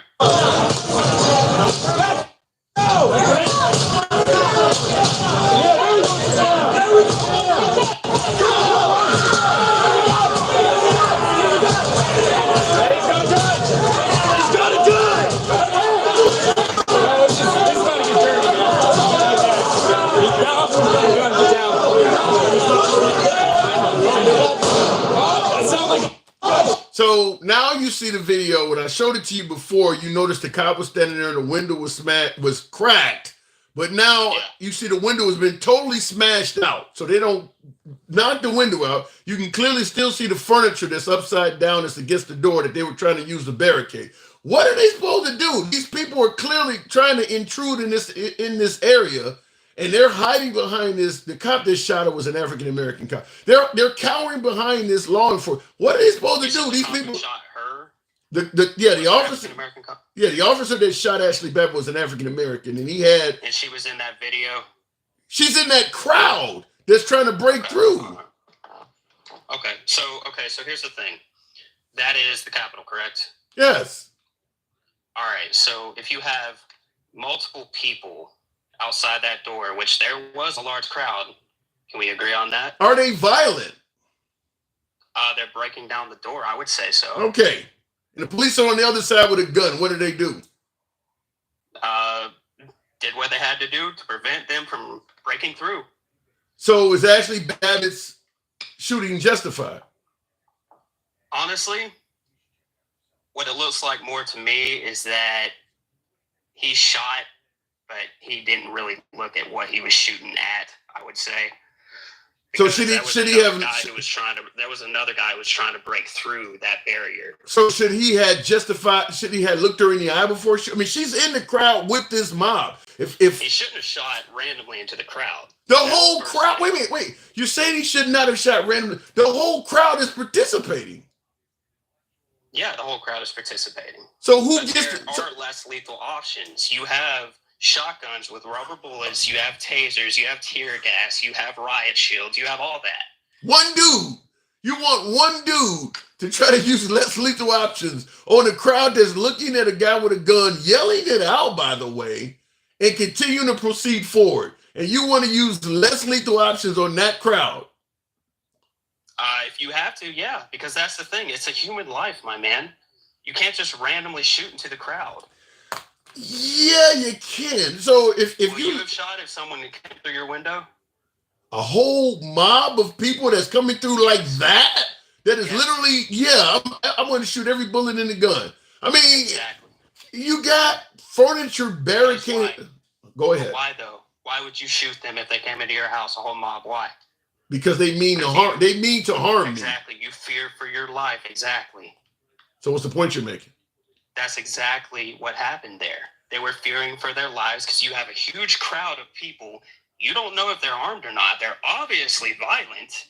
They're obviously destroying shit, trying to get through to you. What do you think they're going to do to you when they get up to you? You think they're just going to give you a handshake? Oh, so you sound like you're justifying the shooting then.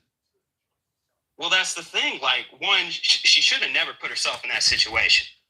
Is it justified? Is it? Because you're rioting. Was her shooting justified?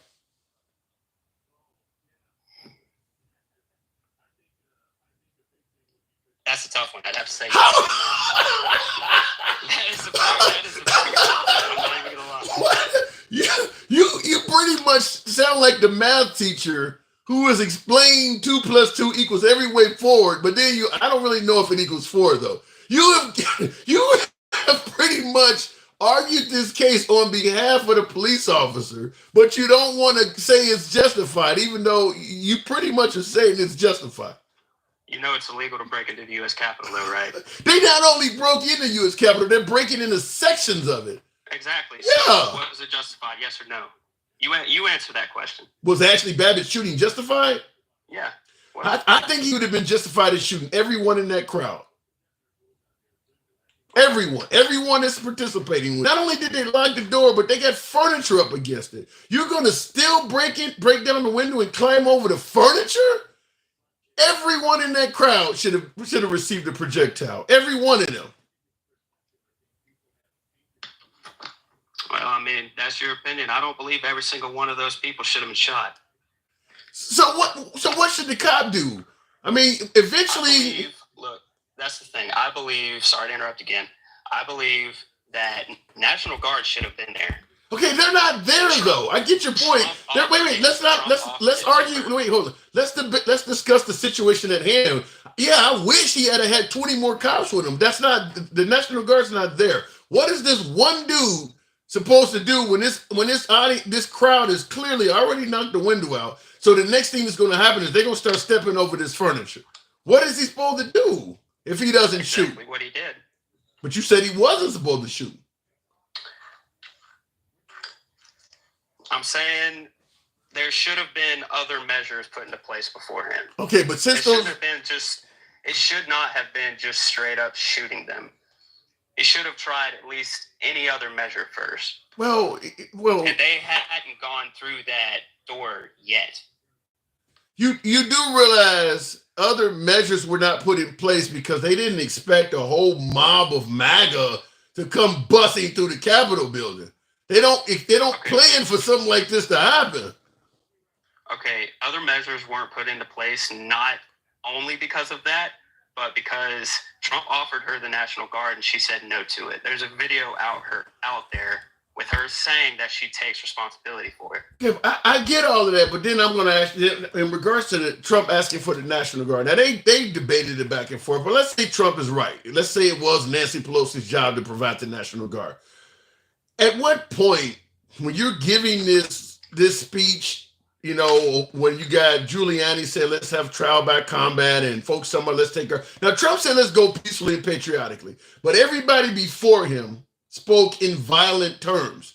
My question to you is this. If you knew there's a possibility that something could happen to the point where you wanted the National Guard on hand, and you realize Nancy Pelosi has dropped the ball and not provided the National Guard, why would you then send that unguarded crowd to the Capitol building with all of those sensitive targets inside?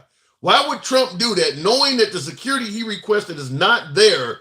And remember, he's the one that realized I might need National Guard. This crowd may be dangerous. You know that they did not provide you that security. Then why would you send that crowd that you perceive that might be dangerous to the Capitol building? He didn't send the crowd to the Capitol building. What does let's go to the Capitol building mean? Where did he say let's go to the Capitol building? They just went on their own? Okay, but how is that them sending? How is that him sending them? Because Where did he say let's go to the Capitol building? You gotta be kidding me. He's been saying 100 times he said go to the Capitol building peacefully and patriotically. He's admitted he told him to go there. Where at? I don't see it. I've never seen that. You really need me to play you the clip of Trump saying go to the Capitol building? I mean, I don't need you to play the clip. Let me ask you this. Have you not heard Trump telling those folks to go to the Capitol? You've never heard that before? No. Then I can understand why you think totally different on this stuff. You haven't seen most of what happened. I mean, Trump has had many rallies where he's defended what happened by saying, I said, let's go peacefully and patriotic. You've never heard that. Nope. All right. I'll leave it at that. If you haven't heard that, I don't have much else to say. I don't even want to go look that up because, like I said, he said it 100 times. If you haven't heard that, I mean, it's like I'm trying to teach algebra to somebody who has not had basic math.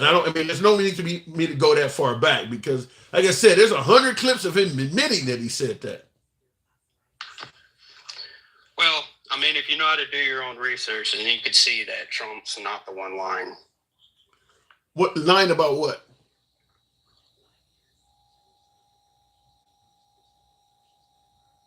Sorry, what? You said if I do my own research, I can see that Trump is not the one lying. Lying about what?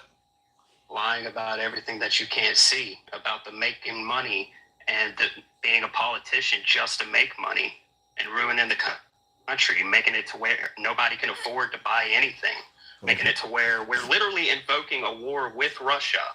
We're not even fighting in Ukraine anymore. We're fighting on Russian territory, trying to piss Putin off enough to where we can go into a war.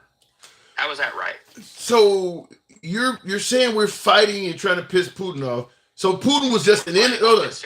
So you're basically saying Putin was just an innocent guy just sitting there, and people just started attacking him and fighting in Russia. I never said he was innocent. Then that's why he's getting fought in Russia, then, because he's not innocent. So just because he was fighting Ukraine means we have to push it even further and go fight on his territory. If we possibly invoking the Third World War. We're not gonna invoke a third world war. I think that. Oh, we're not. And not with Russia, and I'll tell you why. I think with the Ukraine essentially using some of our second and third grade quality weapons and giving the Russians that much of a pushback, they don't want to fuck with the United States. What we're giving the Ukraine to fight you with. I mean, you ain't even seen any F-22s or F-35s in the sky. If you having problems with these little drones and shit, no, Russia don't want nothing to do with the United. If you can't beat these little dudes, are you serious? You got to get North Koreans to come over here and help you out? No, Russia is not going to upgrade to the United States no time soon. And not to mention, because they've already been at war with the Ukraine for 2 years, their military is weak right now. There's a reason why North Koreans are coming to help them fight. They're weak right now. So now you want to step up from this to the United States? And then NATO comes in? No. You may lose your damn country doing that. They're not going to do that right now. And I see in the comments somebody says he left. And by the way, I forgot who was in there. You're certainly welcome back on the program anytime. We don't have to agree. That's how the program is ran. I forgot the guy I was just talking to, but yeah, you're welcome back on the program anytime.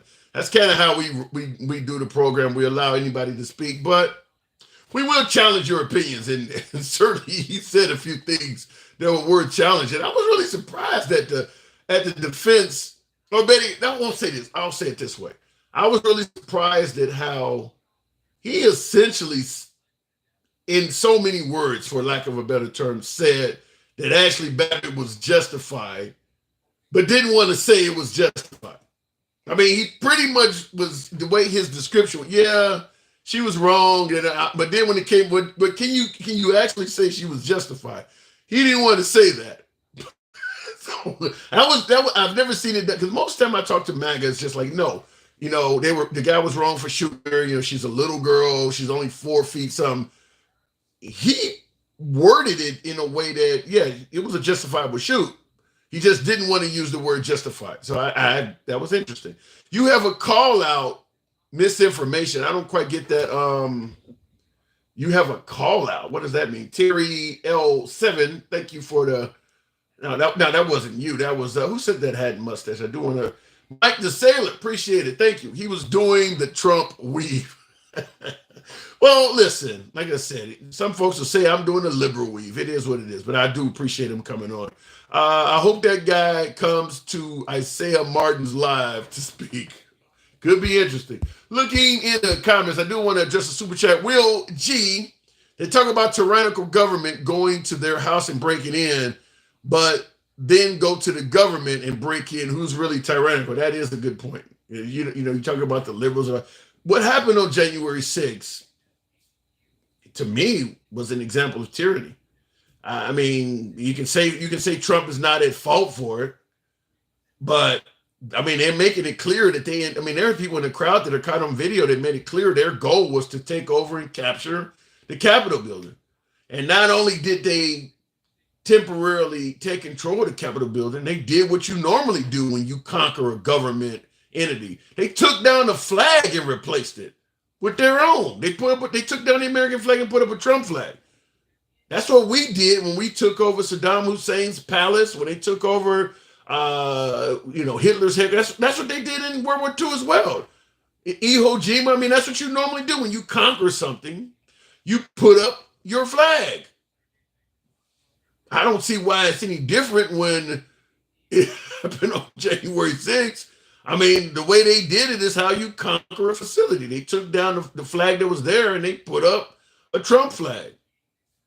Let's go all the way back to the Tea Party, says Hubby. Hopefully not. But yeah, like I said, to me, they conquered the building. But they are on video. There are members in the crowd on video before taking over the Capitol building, clearly saying that's what we're going to do.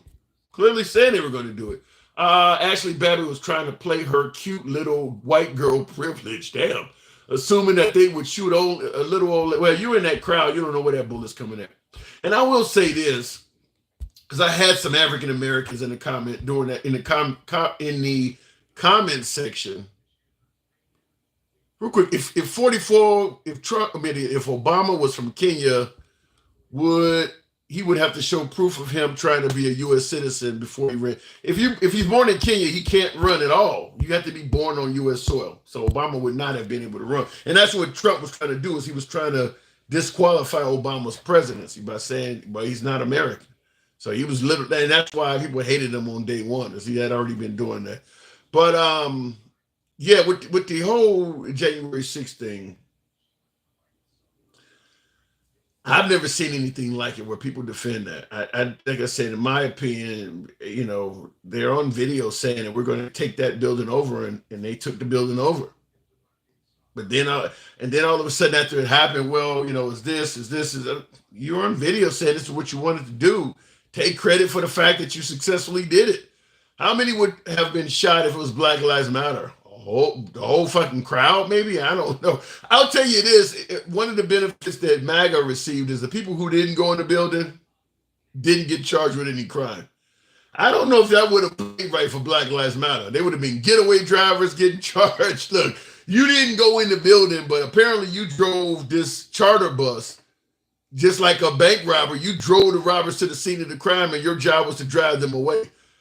So everybody who went in, nobody got arrested on January 6th. They got arrested later. So if you go rob a bank, you steal some out of the bank, or you set the bank on fire, you do some damage, and you walk out of the bank and jump in the getaway car, the getaway driver is guilty too. He don't need to go in the bank. You asked about Black Lives Matter. The drivers that drove people home, you would have found a whole lot more guilty people. Everybody who helped those people get home, all of that shit. You'd have had Greyhound bus drivers and shit. Like, what the fuck did I do? Well, you had a bus full of, like, are you serious? I'm going to lose my job. Yeah, it would have been worse. I'm not even going to pretend. I'm not going to make up stories. If it had been BLM, it would have been worse. And far fewer members of our society would have condoned it. I mean, at the end of the day, a large portion of Trump supporters think what happened on January 6th was patriotic. Trump himself thinks it was a good day. Most of those folks, in my humble opinion, would have thought it was a really bad day if Black Lives Matter had did it. And I think most Democrats would have disagreed with it as well. Maybe some Black Lives Matter members would have favored it, but far more of the country would have viewed it negatively if it was done by Black Lives Matter. So at the end of the day, yeah, I believe Black Lives Matter would have suffered a much, much worse fate, because MAGA has a lot more support than Black Lives Matter. Will G, I saw that TikTok about tyrannical. I saw that comment. I wanted to respond real quick before we continue the show on. They let Black Lives Matter take over sections of Seattle. What? Well, I think you talking about Chaz? That wasn't BLM. That wasn't BLM, Mojo. And I think when you talk about BLM doing that, maybe I don't think BLM would get away with that in a right-wing city, right-wing area. I mean, most of that stuff's done in liberal areas with diverse governments. If the mayor's black, he's going to be far less likely to agree with going in and shooting up Black Lives Matter protesters. But on the other hand, like I said, if they were to do that in some rural Louisiana town or some rural Alabama town, I think the sentiments would be different. Also depends on who the governor of the state is. They would have had public exception if Black Lives Matter had been involved with the coup. I just going to say, look, I know some folks disagree, but I vehemently agree that if it was done by a sea of African Americans, the outcome would have been worse. I believe that. I do believe that. And the only reason why I say that is because the historical precedent in this country is that African Americans have generally been charged worse for similar crimes. And that ain't like going back 200 years ago. I mean, they generally, you know, black people. I always say this in regards to racism and things like that. I believe anybody can achieve the American dream, regardless of skin color. I don't think there's anything stopping you from achieving the American dream, even if you're black. I don't think anything's stopping you. But I do believe there are pit holes and hurdles that if you fall into, the outcome is worse if you're African American. I mean, like myself, I don't have any, you know, criminal history or anything like that. I haven't had anything stop me from getting a decent job, decent car, decent home, living a decent life. But I do believe that if for some reason I got on the wrong side of the law, I believe the law would treat me harsher than somebody that's not a person of color. So as long as you avoid the pitfalls, you'll be okay. But the pitfalls are worse, I believe, on people of color.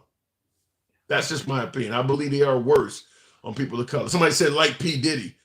I don't think P. Diddy is a good example. I mean, I don't think P. Diddy's a bad guy. I mean, I don't think P. Diddy's a good example. Looking at the comments, you people really this slow, says Tashi. Explain what you're talking about. They let BLM, what is it? President Barack Obama has shown his birth certificate and his college degree. Interesting point you brought up, because occasionally I mention this. I like artifacts, presidential artifacts. I would have bought Trump's shoes if they weren't so damn expensive. But during the Obama run, when the whole birther movement was out, here is an artifact from Obama's term. You see on the front, it says made in the USA. Bought this during that whole birther movement. It says made in the USA. On the back, his birth certificate. And it's detailed. On the back is his detailed birth certificate. Everything you can, I don't know if you can see it on the screen here, but you can read it. I mean, it's got everything from time of birth, name, signature, everything on there. That is his long form birth certificate. So this is a presidential artifact I used. I bought this back during the birther movement. So, but yeah, I've never heard of any other president that they were requiring to show their birth certificate and all of that other shit. I think they were doing that with Kamala Harris for a short time, trying to suggest that she wasn't born here in America either. And because I remember, I watched Bill O'Reilly a lot, and I remember hearing them say they need to stop that. That's not going to work. But they were going to try to use the birther movement on her. Even what is her name? Nikki Haley. Even when Nikki Haley was running against Trump, they started using her whole full name to show that she was an Indian. I mean, they stopped calling her Nikki Haley. They started, you looked on X or Twitter or whatever Elon Musk site, you would see her whole name. It's like a long ass name. They started using that to otherize her. They were doing that to Nikki Haley too. Once she stopped running and she endorsed Trump, she went right back to being Nikki Haley again. But for a short time, she was becoming Indian. Nimrata, that's what it was called, Moni. Nimrata, and the Haley part was gone too. I don't know what the last name is. They was using the whole thing. It was Nimrata, just like Barack Hussein Obama. They were using the whole thing. They were going to otherize the shit out of Nikki Haley. Anyhow, folks, I do appreciate the 78,000. I got a Hillary Nutcracker. I'll send you get in touch with me. A Hillary Nutcracker. What is that? Quick question. Why do Kamala's ethnicity matter? It doesn't matter. It doesn't. Well, it matters to otherize her, to show she's not one of us. If you want to say that she's not, you can tell black people, well, she's pretending and trying to steal your glory when she's really an Indian and Jamaican. It's to otherize her. It's kind of like the black jobs thing. They're coming to steal your jobs to kind of otherize the immigrants from the black people. I hate to say it this way, but the only reason is to sow division, put people against people. And that's what they were trying to do with Kamala Harris. Looking at the comments real quick. Real quick, I saw somebody said wanted to speak real quick. Like I said, I always taking a few guests, but it's about that time. But so I got to get up early. But one more, Timoteo. Good evening. Hey, Tim. Hey, what's up? I know who it is. What's up? I had to get another account again, man. It's like the 19th, I don't know, something like that. Well, I always make you clarify when you start talking about Biden is dead and Hillary is no longer alive, or Nancy Pelosi got hung. TikTok don't like that. I want to give you another one right now. You got the birth certificate right there for Barack Hussein Obama, but what you don't have is Barry Sotelo. Who the hell is that? That's Barack Obama before he was Barack Obama. What is his name? Barry Sotelo. I gotta look that up. I ain't never heard of this shit. By the way, that's what all his college buddies knew him by as well. Barry, what's the last name? Sotelo. S-O something? I think so. It's Sotelo or Stotelo, or I forget how they spell it. I see a Sotoro. It is a Kenyan guy, by the way. Oh my God. Barry Sotoro is an adult. There you go. You got it right there, buddy. Read up and learn up. Learn up, Timmy, because it's coming, brother. Because that whole P. Diddy thing is going to take that guy down with him. Obama? He's coming. And Kamala. Remember, they were both dressed in white in those parties too, buddy. They were both dressed in white at those parties as well. So you just watch what's coming. I promise you, Tim, it's going to be exactly what I've been telling you for over 2 years now. You watch and you're going to see it all crumble and burn, because that's what's coming, because that's what they did to it. So you believe Kamala Harris? What caused it? You believe what Kamala? Caused it? The Second Declaration of Independence. I told you that. You believe Kamala Harris was at freak-offs? Oh, absolutely. There's pictures and videos already out of that. You try to make believe that it's not that because, she just dressed in white. It's no big deal. Yeah, funny, Brady.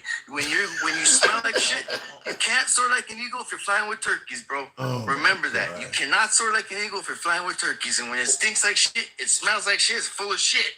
And Trump was not in any of these parties? I've never seen one picture of Trump at a freak-off, ever. Well, I don't think I've seen one picture of Kamala at a freak-off. You need to get your head out there and start seeing other things. Like, you didn't know Barry Sotelo, who that was at all, right? Yeah, but you're telling do your research on that. You'll see for yourself, Tim. That's true as hell. So you're telling me that there's actual photos of Kamala Harris at a freak-off? Tim, follow me again. Follow me again so that I can start sending you stuff again, and I'll send you the pictures myself. I have them. No way. And there's another thing. Like, are you on Telegram? No, I don't use Telegram. A lot of scams on there. Okay, well, I got a guy on Telegram, okay, he's a Russian American who was born here in America, but he took advantage when Putin opened up Russia for Americans who wanted to defect from America to go there. Remember, I don't know if you heard about that in the news recently. No. Well, he went on part of that. So Putin opened up the doors to anybody, American citizen who wanted to defect from America, okay? And so he took advantage of this money that Putin was going to give him. Why the hell would an American want to defect to Russia? Well, check it out. He's on TikTok too. You can look him up. He's a very interesting guy. But of course, he can't do it on TikTok, so he's doing it on Telegram because that's the only way he's able to do it on. Yeah, but that's a big question. Why the hell would an American want to defect to Russia?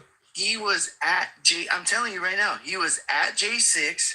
He has video recordings of his experience at J6 that the federal government was after. So he fled to Russia, where he has asylum, and he's living in Russia now with the video of the experience he had at J6. And he's posting video every day right now on his Telegram, showing exactly what took place at J6 and vindicating the people who were arrested and being held right now as political prisoners because of J6. I think the problem with it is nowadays there's so much AI and false stuff. You don't know what to believe now. I mean, I'm just saying, if I showed you something of Trump. Tim, I've been telling you this shit is gonna happen for years. And it's happening exactly the way I told you. But you told me though. Wait a minute. Diddy is just one part of a big part of politics that's gonna go down with him. Yeah, but Timothy, you Yeah, but you also told me the military was going to arrest Nancy Pelosi, and that didn't happen. You mark my words. So you still think it's going to happen? Oh, you're just barely seeing the public. You're watching the movie, man. Just like the rest of the public. Well, but yeah, you got to understand. People think, I mean, because you obviously, we talk about this all the time. You believe that Biden was taken out. You believe Hillary Clinton. You have to understand something. When people talk about QAnon, they're talking about crazy people that happened January 6th and nobody understands the real story, blah, blah, blah, blah, blah. When people talk about Q, anybody who's been in the military, anybody who's been a high-level military ranking officer in the military whatsoever will tell you that Q-level intelligence is military intelligence. I'm just going to tell you myself. Anybody who's been in the military will tell you. I hear you. I hear you, but I'm if going you don't want to follow what Q intelligence is telling you, when you have to go through certain avenues just to be able to find true Q information, then you're just being ignorant to the truth that's out there in front of you that you're just oblivious to completely. Well, because you want to believe in this whole entire fake scheme that you've been told is true, that you've had all this pride in all your life, that you're so sure about, just like religion. It's like it's religious to us to believe in this bullshit. But the fact of the matter, I told you many times, the legal definition of the United States is a federal corporation under the United States Code. Yeah, but you wait, hold on. Let me get a word in. Hold on. Okay, I get. Let me respond to some of this. You know, when you start talking about Q, like I said, you and I've been talking for quite a while, and you lose a lot of folks when you say that Trump had Hillary Clinton executed. I forgot what date did you say that happened? She was arrested in 2018. And when was her last day of living? I'd have to look. I'm not sure. But she is gone. She is gone. In my opinion, this is for what is it? Educational. Yeah, I get it. Yeah, in my opinion, yeah, definitely, she's been gone. So Hillary Clinton has been gone for a few years. Now you said Joe Biden is gone, and that's actually an actor. What was the name of the actor that plays Biden? Arthur Roberts. Arthur Roberts. Okay, so when did Biden perish?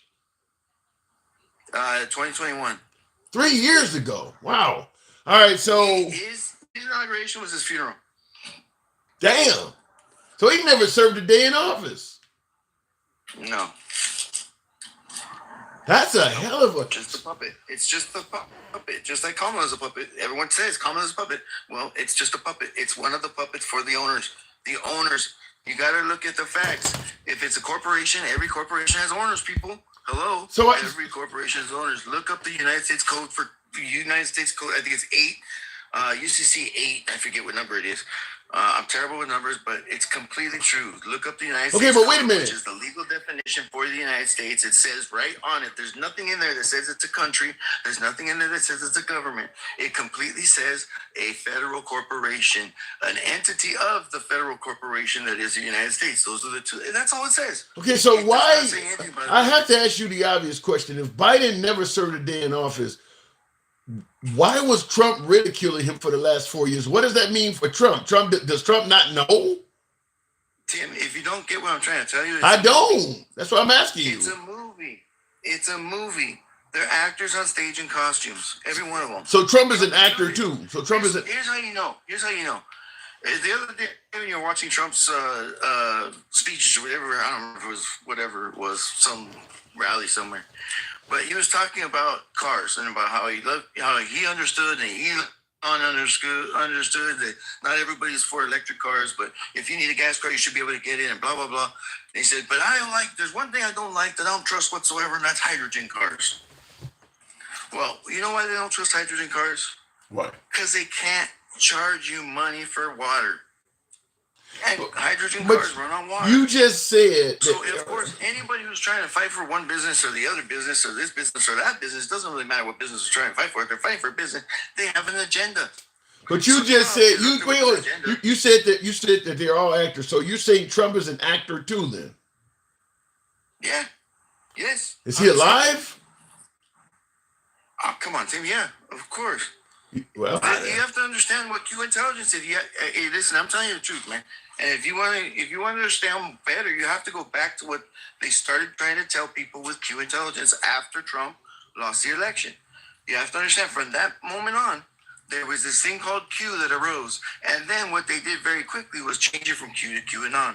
Yeah. Now, Okay, do you got anything on? Do you got anything on Kamala Harris? Is Kamala Harris who we think she is? Oh, you're gonna see Kamala go down with pity. I'm telling you, you're gonna see her go down.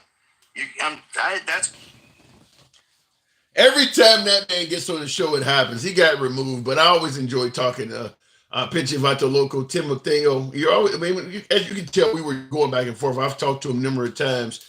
When I say we go left of Bernie Sanders to I'm having dinner with Q, you see, we do mean it. We do believe in free speech here.